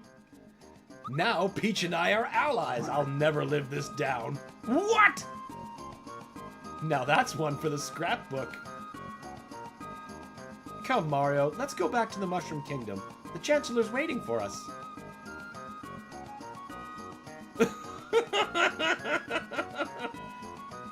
Sorry to have kept you waiting. We've made the most amazing cake. You won't believe it. I'm giving my Sly collection and Jack collection to one of my closest friends since he's in love with the series. That's a very sweet thing for you to do. And keep doing it. Keep doing it. Spreading the love of a series is one of the purest things people could do. I think the most I've ever played a game is Mortal Kombat 11 around the 200 to 250 hours mark. Oh yeah, look, I am not normal about Doom. Not normal at all. I understand that I am definitely the outlier there. But, you know, usually when I get something, now that we're in an age of consoles that document the amount of time we spend on things, generally it's between 80 and a couple hundred hours. That's like the low end to the general high end. And then there's Doom, where we're into thousands, because Doom is truly eternal.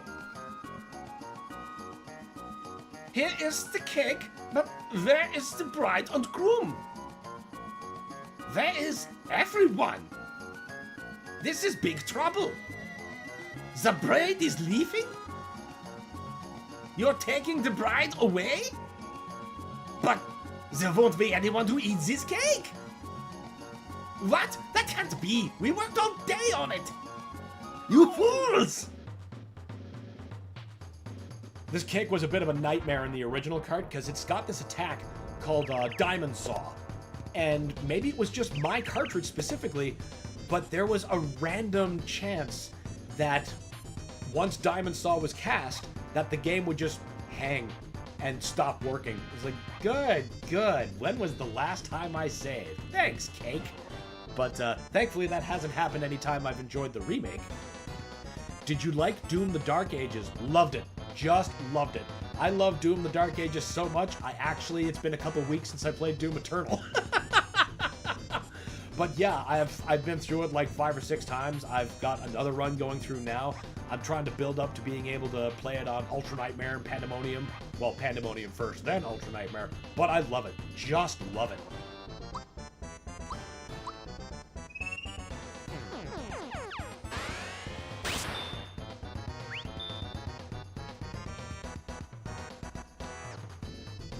I agree. I honestly think id lied to us about it being slow. That the game is so fast if you understand the tech. I think I would argue that the misunderstanding was on the audience. But that's because the tagline was stand and fight. That doesn't sound fast. And, you know, let's be real. There's nothing slow about having to manage this much stuff up close, even if you are, you know, being like boxed in to an area by you're being like flanked by like a battlement of troopers with shields, and then like a Komodo comes in.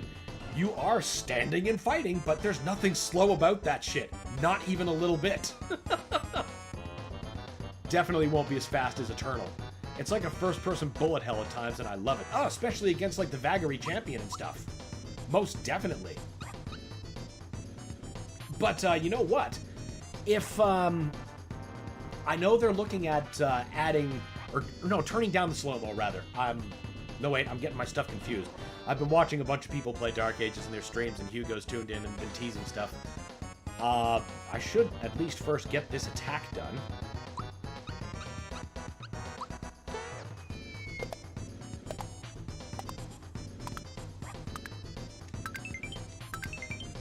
Okay, so like if you turn up the enemy's speed as fast as it can go and turn down your slow-mo from your shield, it's faster than Eternal. I feel it's faster than Eternal. Maybe not by much, but it definitely is as fast, if not faster.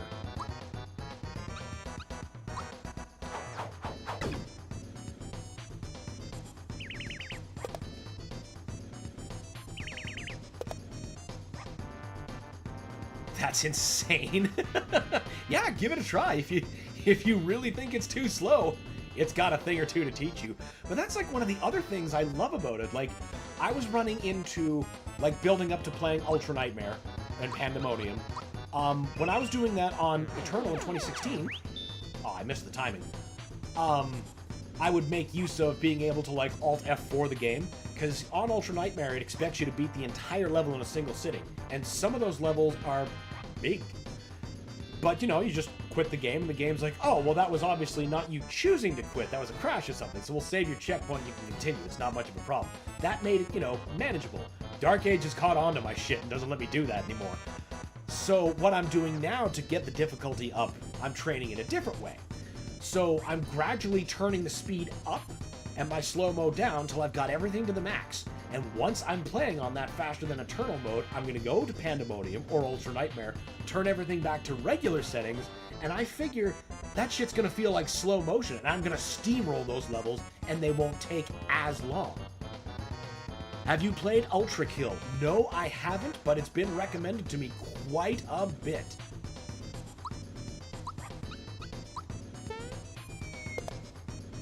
I was in the throes of playing Turbo Overkill on the channel before I got distracted by other things.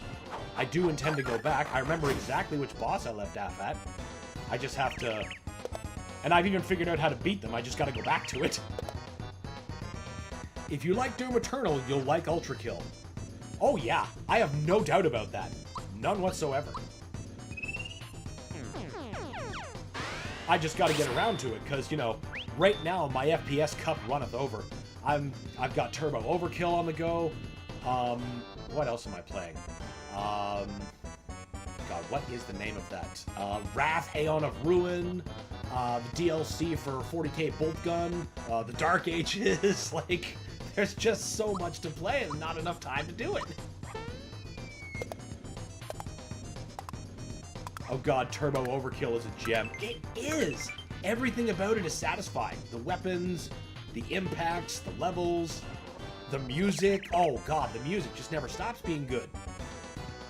Ouch, ouch! What are you doing? Shift taut, the cake is moving. What? It's not moving. Back to work. I know it was moving. If you like Quake, I'd suggest Hrot, which is described as Slav Quake, but a bit slower, so that can irk some people. Oh, I love Hrot. I've already beaten that. I love Hrot. It's exactly Slav Quake, and it's just so good. I don't know if it's pronounced Hrot or H-Rot or however it is, but yeah, that is such a good game, and I recommend that to anyone who's looking for a Quake 1 specific fix similarly. That game was an utter delight to play. Hrot Dev is currently working on a new horror game. Oh, really? Ouch, ouch, now what? Shift taut, the cake is moving. Talk no more of this. No, really, truly, why would I lie? Because you are idiot. Z is not moving. Huh? The cake's alive! Run! See, I was right!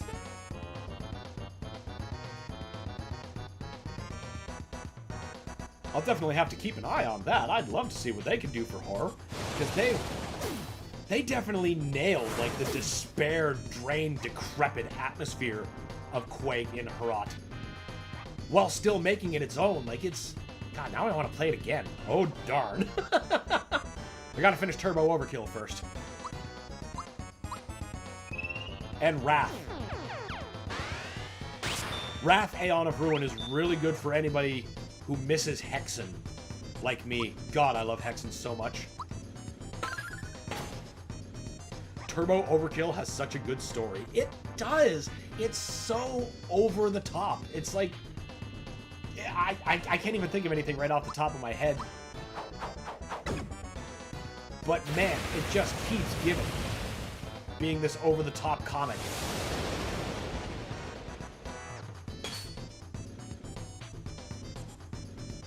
Gino, I think you need to heal.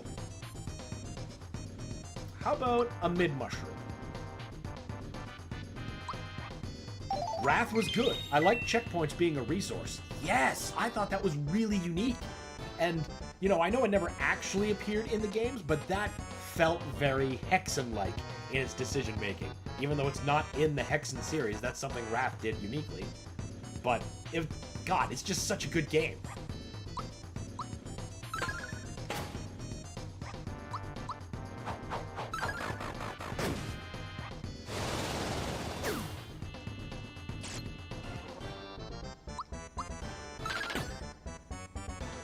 Keep the candles going down. Keep them going.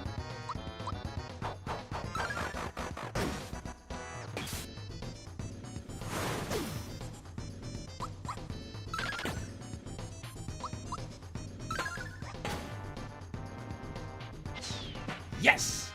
That's the hard part. Now the rest is, as they say, cake. I really couldn't resist saying that. There's no other word I could have used. I like how the face on the bottom layer of the cake is much easier to make out than the sprite of the original. Speaking of Hexen, I do own the last Raven Software game on PS3 in Singularity. You know what? I never actually played that. I should play it just on the basis of it being the last Ravensoft game, before they got sent to the Call of Duty mines.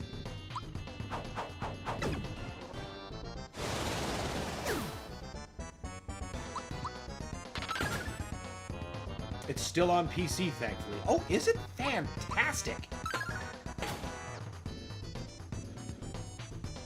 I'm gonna... While they do that, I'm gonna wishlist that right now, so I know to wait for a sale. We ought to wait. This is Booster's wedding cake! He'll have a fit if we nibble on it! Hey, number one, where's my cake? Booster, sir. There's a 70% chance the object you're standing on is a cake. There we go. Perfect. This thing's a cake? Okay, everyone, here's the stumper. How do we eat this? You just go buck wild like a savage. I say we boil it. Oh my god! Don't boil your cake! What do you say? Way too messy. Why don't you just swallow it? What? In one gulp? Easier said than done. Come, Booster. You can do it.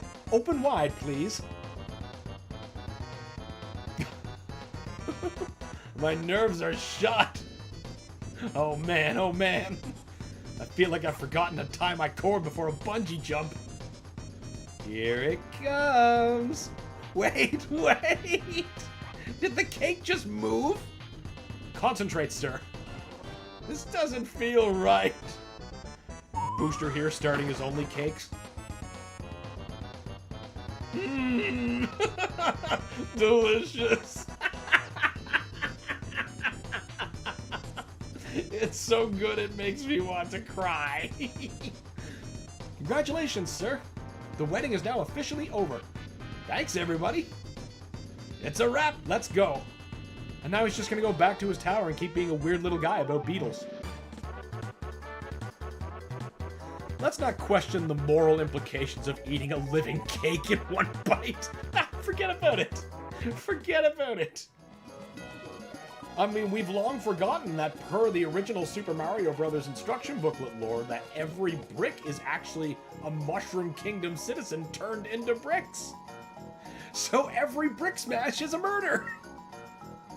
That was wonderful, Mario. You're my knight in shining armor. Finally, let's get back. What a day. Can you believe it? I almost got married to that thing. But I hope someone marries me someday. It'll never happen, Peach. Be sure to bring her back safely.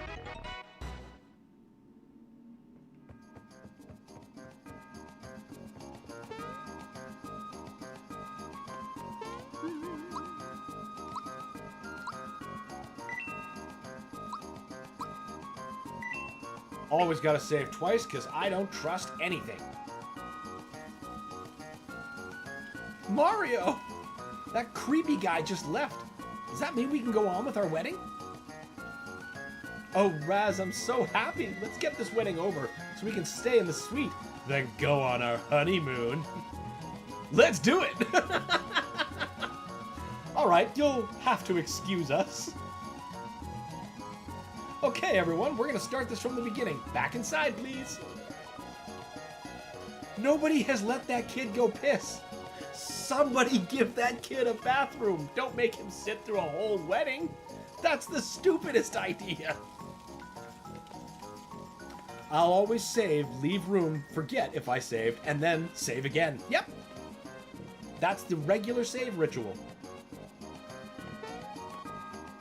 Oh, you don't gotta pee. You're just an energetic kid. I wish it were ski season. Yeah, look, me too. I don't like how much I'm sweating just sitting here existing. Goddamn heat wave. That kid's bladder is either going to explode or he'll piss his pants to the Omega level. He'll make a whole new shoreline. Mario! The Chancellor's waiting. We're going to go back now, right? No. Mario! The Chancellor must be worried sick. You saw him before. Let's go! No. Mario, if we don't get the princess back, we'll be charged with kidnapping. No, I want to see this. Mario. No one is authorized to kidnap the princess except me. Or kidnap the princess except me. It just wouldn't be right. Let's take her back already. Forget it. Enough already. I guess they've had it with my crap. That's funny. I don't think I've ever engaged that conversation that far. At least on this version. I like how it just warps you back. I know it does in the original too, but you at least get a little interlude of the map screen instead of just the smash cut to the palace. Or the Mushroom Kingdom, rather. Welcome back. You're in one piece. Princess! I'm finally home with Mario and some wonderful new friends. They saved my life. Let's go find the Chancellor. Lead on. Come, Mario, we mustn't keep the Chancellor waiting.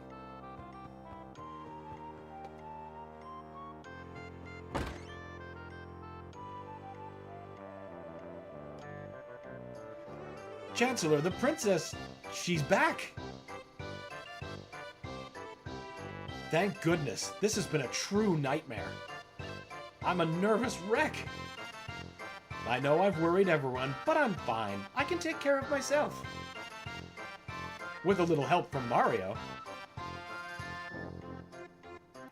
Come everyone, let's get out of this drafty doorway.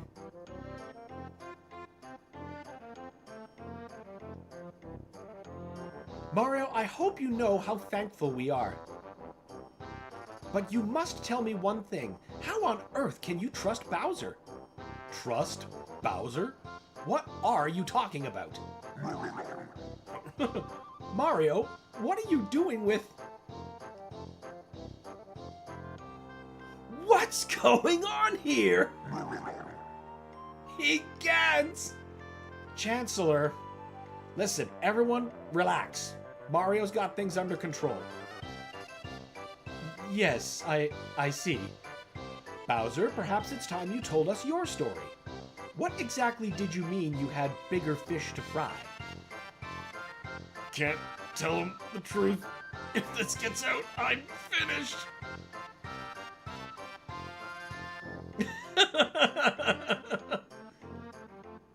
Excuse me, sir. Perhaps I can set the stage and others can add their comments along the way. Have you ever played Silico? No, but it's on my list of games to play. I am definitely looking forward to when I can set aside the time for it, but I haven't yet. Right.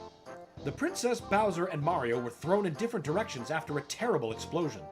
Something huge crashed through the Star Road, high above Bowser's place, and went kaboom! Right into Bowser's Keep.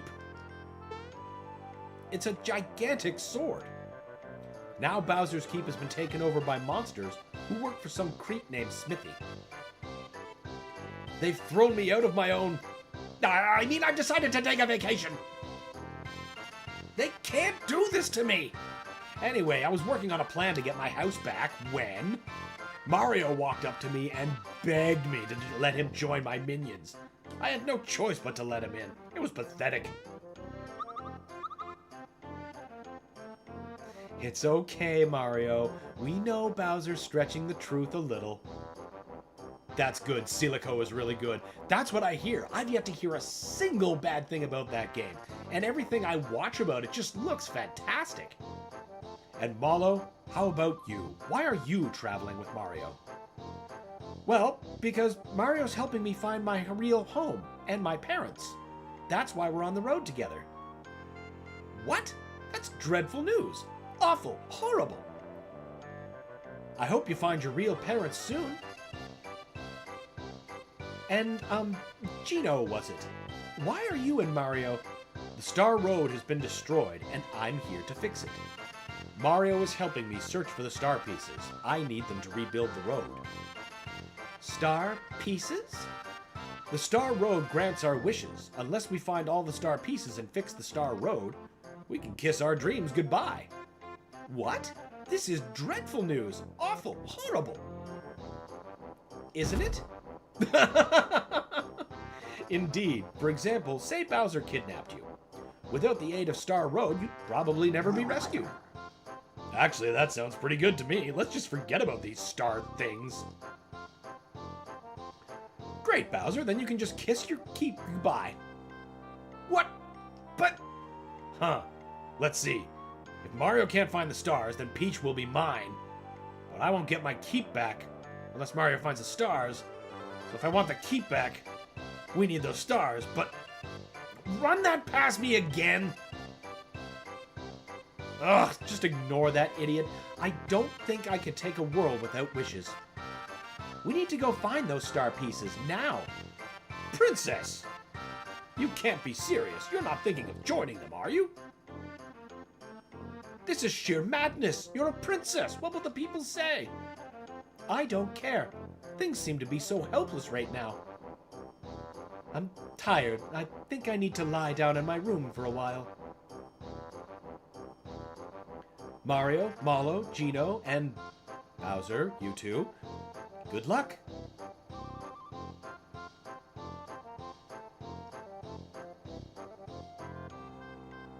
Now then, thanks to Mario, the princess is back. I now declare this date to be known forever as...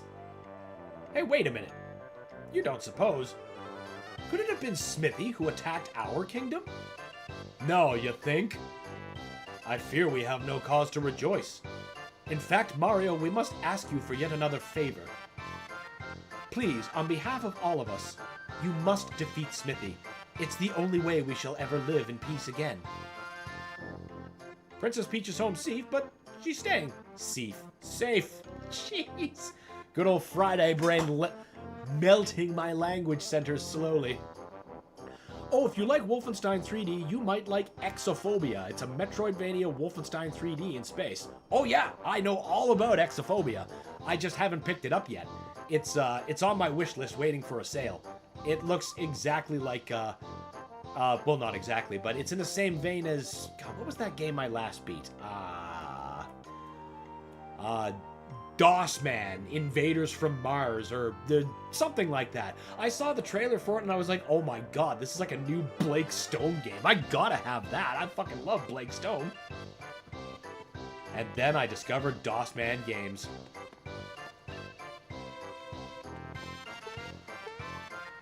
Ah, you're very versed in the world of shooters. Oh, very much. They're my favorite genre. I played just about any damn thing, but first-person shooters, that's my jam. The princess is back. I humble myself before you.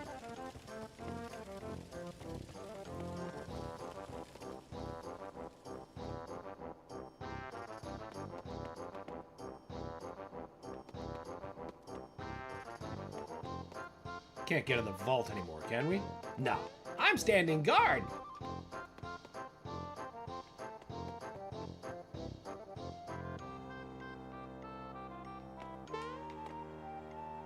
Mario!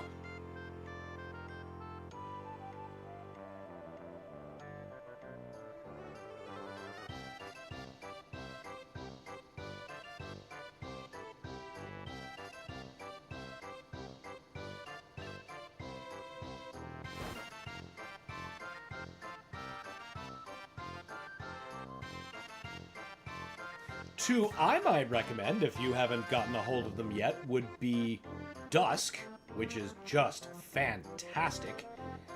Oh, what was that other one? It was just on the tip of my tongue. Crap. It'll come to me. Please, Mario, take me along with you, please. Don't worry, Granny helped me through this one, so no one will ever notice that I'm gone. So let's go find us a star. But I wonder, where could it be? I have absolutely no idea. Do you? Dread Templar. That was the other shooter I was thinking of. Dusk and Dread Templar. Excellent games. Mario, at times like these, I can't thank you enough. What should we do? We should ask Grandpa. My grandpa should know. Okay then, let's do it. Just as I thought. Peach joins the party once again. The narrator reminds me of the narrator from The Wuzzles, which I brought up earlier. Every episode of that would start, on another peaceful day in the land of Wuz. Dusk is incredible. I wasn't a big fan of Butcher's Creek. I haven't played Butcher's Creek, but I'm glad you know of Dusk. Dread Templar is fun. I love its weapons. Oh yeah, the weapons are fantastic. And the music is just banging too. I love how they solved the problem with Grandma.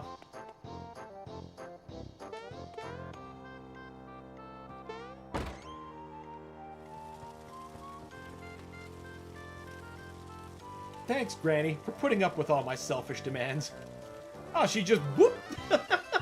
Don't worry, Princess. A little adventure will do you good. See the world, make friends, help destroy Smithy. Mario's beside me, so everything's going to be all right. So don't worry. Take care, you hear? Boop!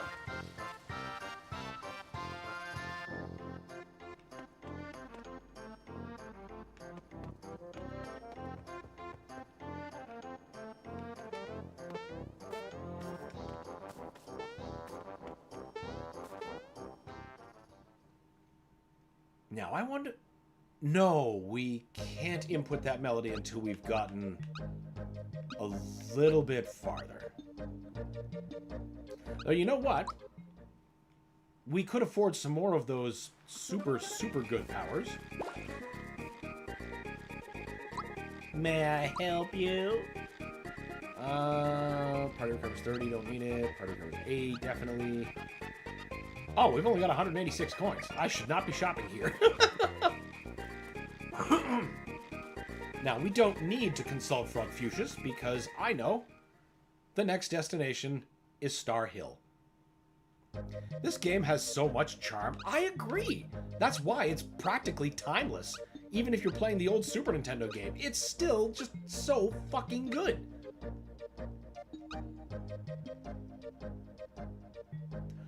Oh, you're gonna make me talk to him to open up Star Hill. I see how it is.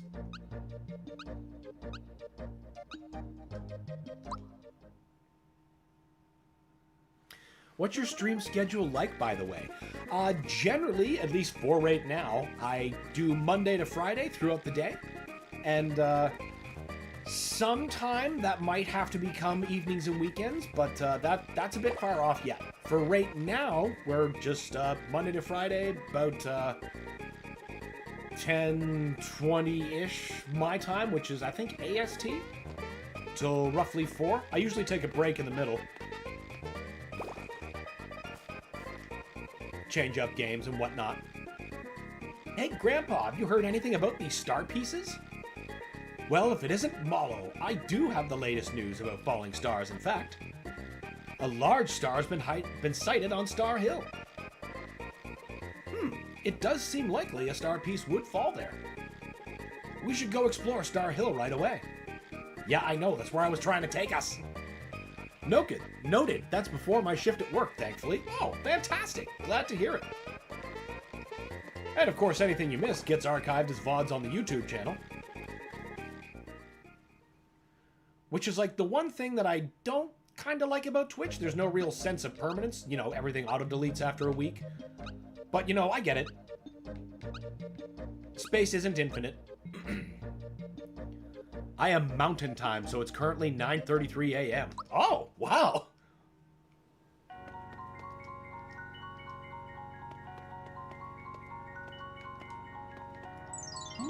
No, we don't need to leave. Wait, what side is that?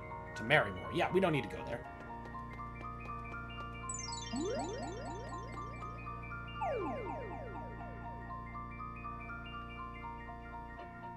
Right now, it's, 12:33, just about lunchtime for us. But some wishes that haven't been granted yet are falling because Smithy destroyed the Star Road. The Frog Sage mentioned a star piece on this hill. Let's see if we can find it. Yeah, I work at a daycare, so I work the middle shift from 12 to 4. Okay, I get you. I wish I had some cricket jam. That's clearly Frog Fuchsia's wish. So we gave him a cricket pie earlier. I hope my baby's cute. Probably Raz and Rainy on their honeymoon. Throfer? Throfer? I don't know if that was their original name, but I actually really like that.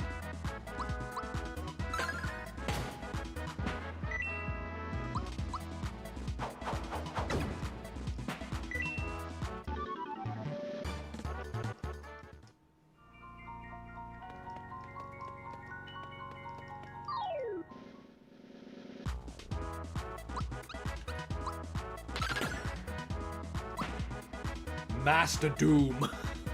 That's just a fantastic name.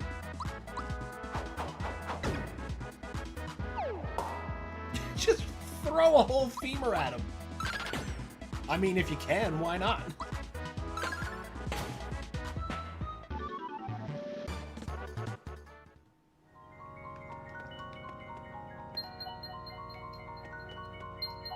Can't wait to start a family. Or maybe that's Raz and Rainy. The honeymoon's about to begin. Throfer looking like it's just tweaking. Ah, migraine! Okay, so that attack is still called that. It was just a different enemy that did it. But it was the same enemy, just a different palette. That's definitely helpful against, like, memory soup.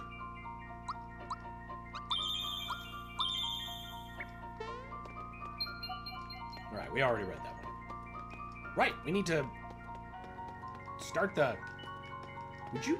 Oh, wait, no. There's another one. Yeah, there you are.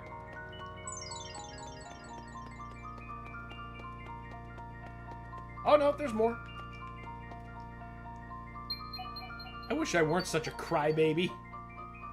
This one's private. Who do you think you are, spying on other people's wishes? Come on, our quest for the star pieces is important. I wasn't spying on it. It's right there, man. Everyone's counting on us. We've just got to hurry. Sorry about that. It's just I'm embarrassed about my wish.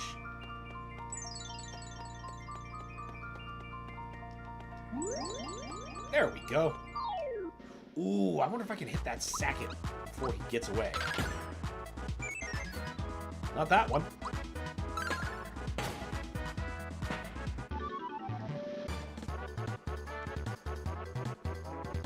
Oh, hey. I didn't even notice you were close to a level. 708, 98, 32, 35. I guess we'll take the magic? I've never found your magic to be that... You son of a bitch. That useful. Come here!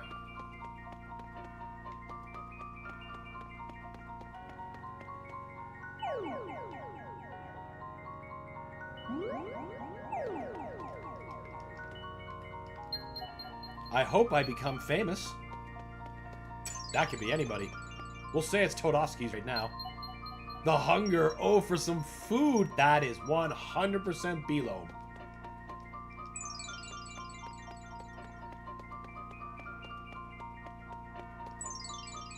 Who we have not seen the last of. I want to be a world-class baker. Clearly the chefs that made the living cake. And really, shouldn't that make you a world-class baker?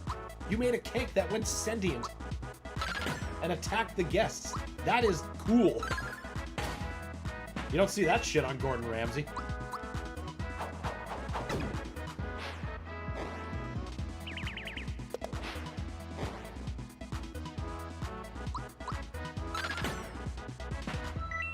Makes you a world-class Frankenstein, if anything.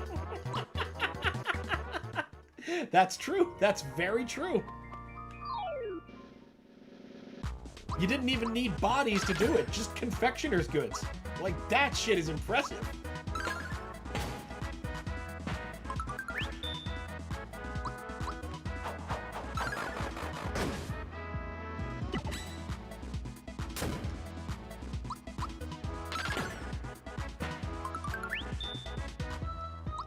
Keep those recharges coming.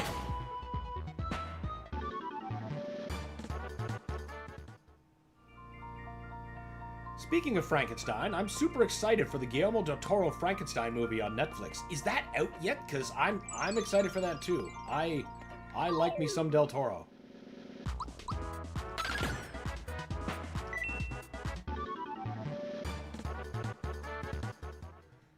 It's out, I think, in October. Oh, well, fantastic.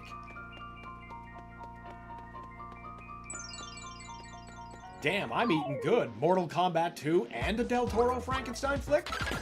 Man.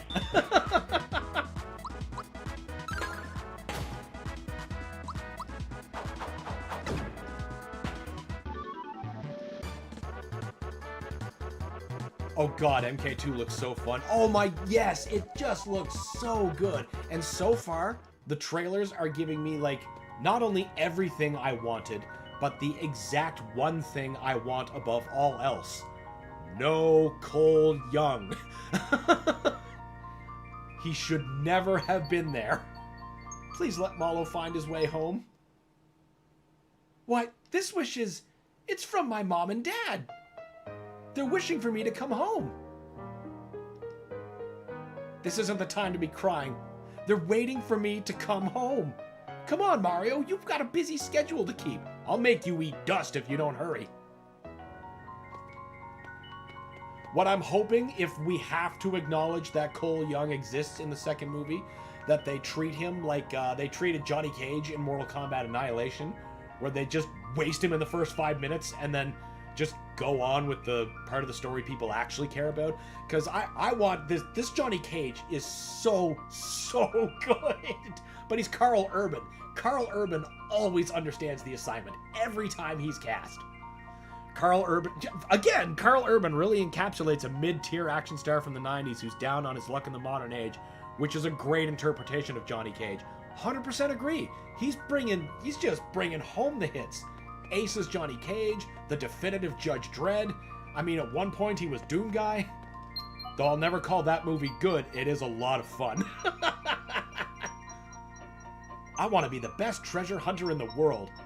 In my headcanon, that's Locke from Final Fantasy VI, and since we've got Squaresoft influence in here anyway, like Magitech armor on Booster's receptionist desk, I believe it's true. And you know, he describes himself as a world-class treasure hunter, not a thief. Call me treasure hunter or I'll rip your lungs out! Is definitely a line I did not expect to read in Final Fantasy VI.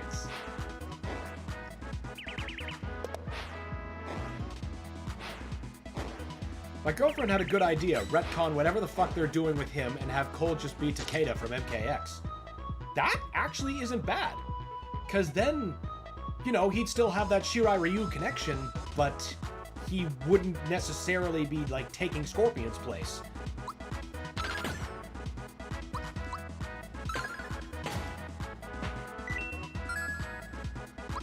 But the thing that I can't reconcile about Cole is, apart from he's just a boring blank slate, he's a boring blank slate with literal plot armor, which just barely crosses the threshold of stupid that I'm willing to accept, and it's real high in a Mortal Kombat movie. But that, and you know what? I would have even willing to not be so harsh on the plot armor if they didn't immediately burn down Goro in seconds. That infuriated me. From an otherwise spectacular movie, Serial Killer Sub-Zero is the greatest gift that the first movie gave us. Also, the noob outfit looks immaculate, and I'm so fucking excited. Yeah! Yeah! Serial Killer Sub-Zero coming back as Noob Saibot proper, and he looks great. That little snippet of them fighting in the Nether Realm, oh god, just give it to me. Give it to me right now.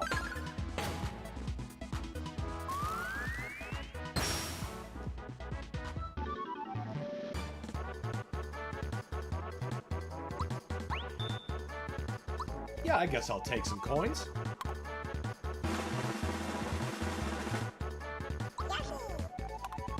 Yeah, having Goro job to fucking self-insert OC, please don't steal, is some bullshit. It was the biggest load of bullshit. It was like the sole thing of the movie I didn't like. Like, truly didn't like, apart from Cole himself. But, you know, that was like the boiling point of my dislike for Cole. That was the moment where I was like, you know what? Fuck this guy. I officially don't care about him. I want him gone.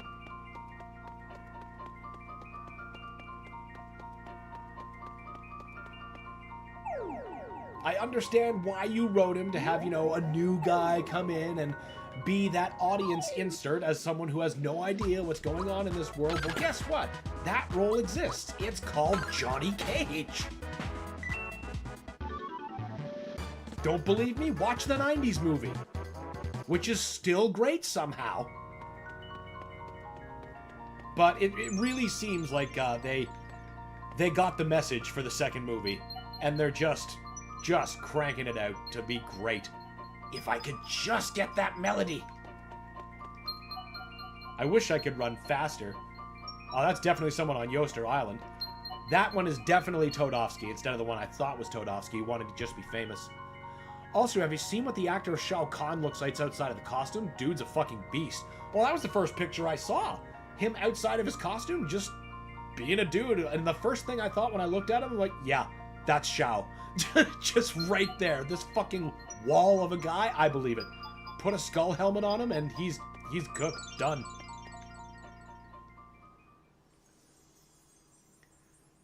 MK2 might end up being my favorite movie of this year. Or one of my favorite movies of the year. Yeah, I could totally see that. I can't think of anything else that's come out this year, movie-wise, that even has my interest, let alone my hype. This has just been a year of games for me. I do hope they make Shinnok or Quan Chi as the main agonist for MK3. Main antagonist for MK3. I agree. I think the smart play would be to seed Shinnok in, like, you know, lightly in the second movie, and then in the third movie, build him up. Like his search in the Nether Realm for the different parts of the medallion that will allow him to free Shinnok. And then we end movie 3 with Shinnok becoming free.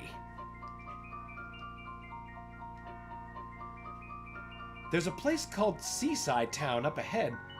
I hear that's a busy resort town, so people might know something. Let's go see.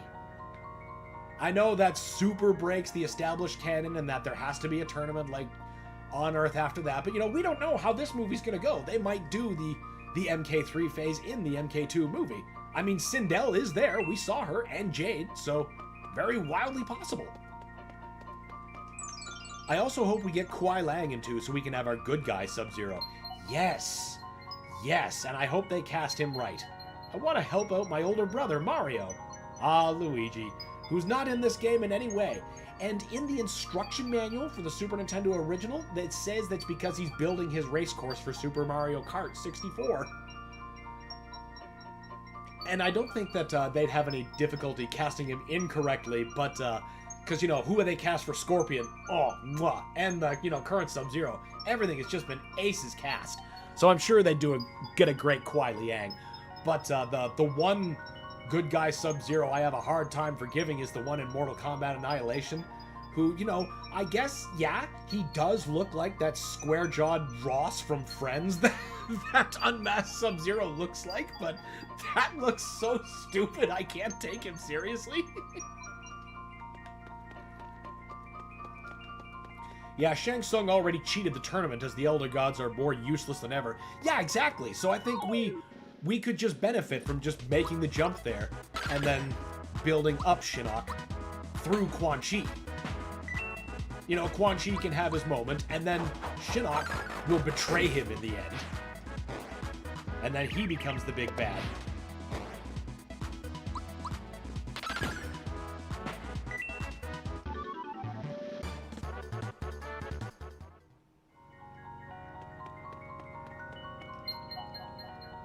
Then, you know, you could plant seeds for even the next movie. Because now that Shinnok's there, you could have somebody say, okay, well, now that Shinnok's fully powered, you need the Kamidogu to beat him. And obviously, veteran players know that collecting all the Kamidogu does something very bad. So they collect these things in hopes of beating Shinnok, but unleash Onaga instead. Oh jeez, Annihilation was a really bad movie. It's really fun, but it's really bad. It's both things. It is both things.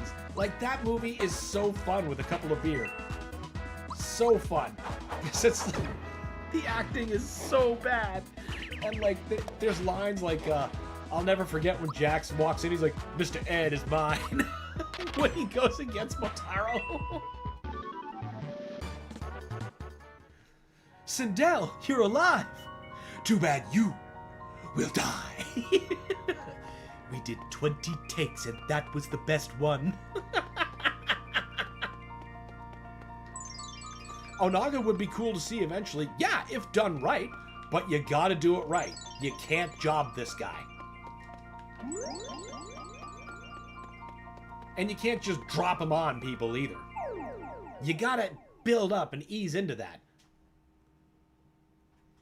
Besides, I mean, if they get a decent guy to do Quan Chi in this theoretical envisioning, we gotta have a Deadly Alliance movie.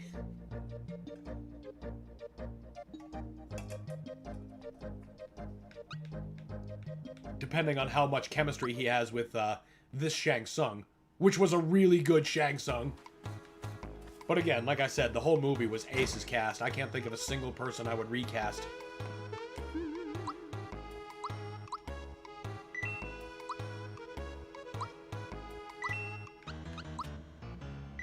Of course, Deadly Alliance, where they jump the fuck out of Liu Kang.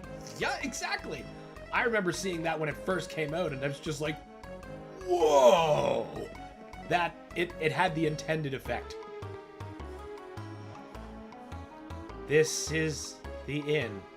You may stay for free. Okay. Yes, these obviously blue-skinned and wrong mushroom people that watch you while you sleep. There's nothing wrong here. Deadly Alliance is such a good game.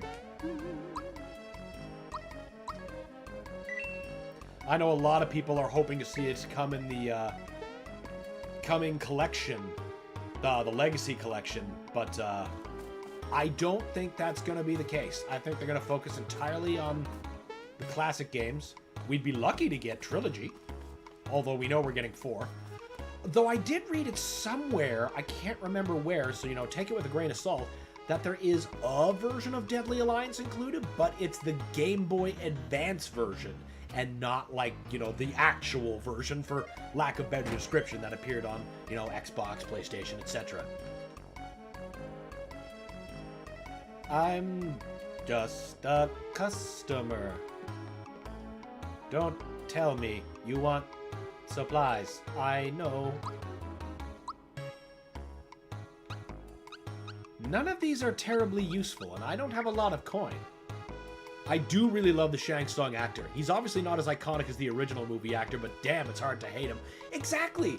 He embodies the spirit of Shang Tsung, the way he delivers his lines, and he does it without replicating Mr. Tokugawa's performance from the 90s, which is still top tier. He is unmatched the best Shang Tsung. Including him in Mortal Kombat 11 as DLC? Brilliant. Absolutely brilliant. I voiced Bihan in a comic dub for a friend. Oh, that's fucking cool. Was it like an original story, or was it a comic book dub? Was it a comic he made, or was it one that was published? Because I own a few Mortal Kombat comics. I did read that somewhere. Yes, it's having all the handheld versions, so that does give me slight hope for a 3D era port with the collection. I think, now this is just speculation, I think that if it's true that the GBA version of Deadly Alliance is going to be there, that's going to be like the seed of interest for people to get hyped for. If this collection does well, we see maybe a Combat Legacy 2 collection, which includes Deadly Alliance, Deception, Armageddon, and maybe even Unchained, because, you know, we have the handheld versions in Legacy, so why not have the handheld version of Deception in this theoretical collection? Nothing can beat "your soul is mine." Yeah, the way he delivered that line, that's like right up there with Pinhead going, "We will tear your soul apart." The way Doug Bradley says that, it's just chilling in a way of just unmitigated menace. I don't know how he does it so smoothly. You're collecting stars, right? Only 3 more to go. Maybe even Shaolin Monks in a second collection. Any way that they re-release that, that'll be good. Ideally, I want a standalone game. Like, even if it's just a cosmetic one, just give me a remake and let me play online with it again, so we can have co-op brawling adventures again. That game needs to be available again. Hell, even just do a bare bones release. Release it digitally. Just give people this game back. Shaolin Monks needs to be a thing again. If you want to enter the ocean, jump into the whirlpools. You will find the village elder in his house. He is the most respected person here. Please let people experience that hard as nails final boss gauntlet. Yes. Yes. Let them face the checkpointless hell and no suffering.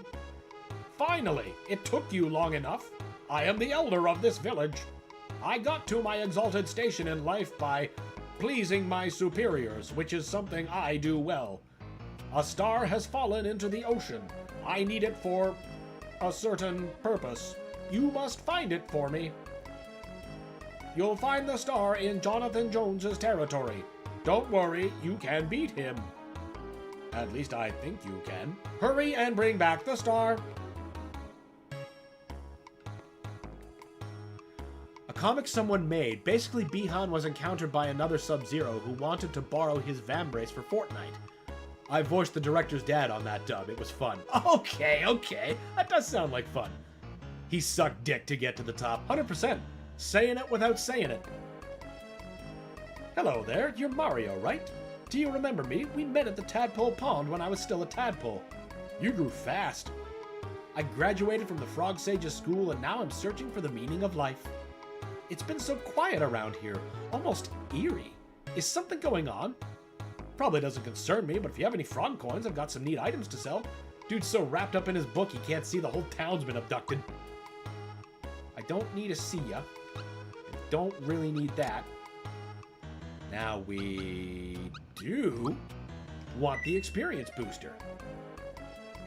We'll figure out who carries it in a second. Who's the highest level? Mario. Okay. Let's give it to Gino for right now. Perfect. You don't even have an accessory right now.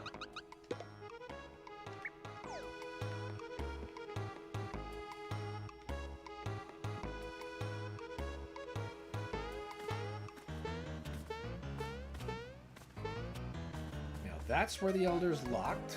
I think we've gotten everything in the shops that we really need.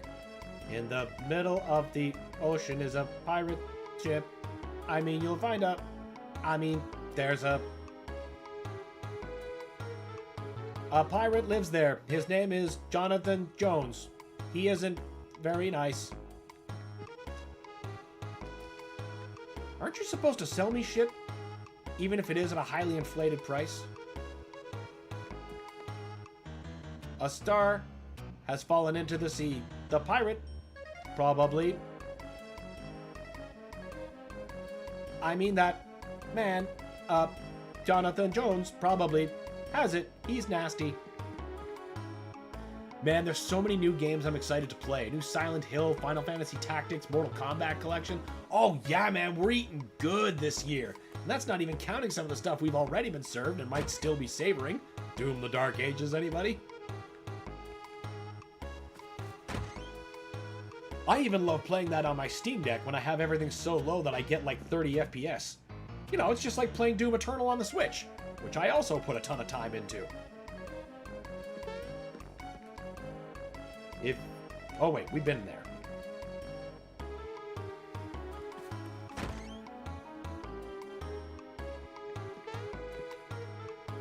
They keep spinning and spinning. Oh god, first Berserker Kazan was so brutal, I loved it. Yup. It does speak the language of brutality pretty fluently. Okay, there we go. So, the next thing we have to do is the sea. We're not gonna let him spy on me while we sleep again. Seriously only have 50 HP? Oh, that's your max? Princess, this is why we're not using you. And then we had Game of the Year contender with Expedition 33. That's true. That's something I haven't played yet, but everyone who has played it has told me nothing but good things, and that I need to add that to my list very seriously. And I see no reason not to. It looks great. But my cup is so full. It's like, oh, it's an embarrassment of riches to be sitting on. All right, I think it is time to take a quick break because I am getting so hungry, I'm starting to hear my own stomach, so I'm guessing that's going to start appearing on the mic soon. I'm going to fix that. After the break, we are going to be back, not with more Super Mario RPG, because here's where we are saving. We will be getting back to Metroid Dread, and we are so close to the end, there's a strong possibility we might end up actually beating it in that session. Yes, definitely, it's one of the best games I've ever played in years. Well, great, I will take that endorsement. All right, I'm gonna eat too. See you after the break with new friend. All right, looking forward to it. Have a nice lunch. Thank you, Alex. All right, stay tuned, everybody. We'll be back with Metroid.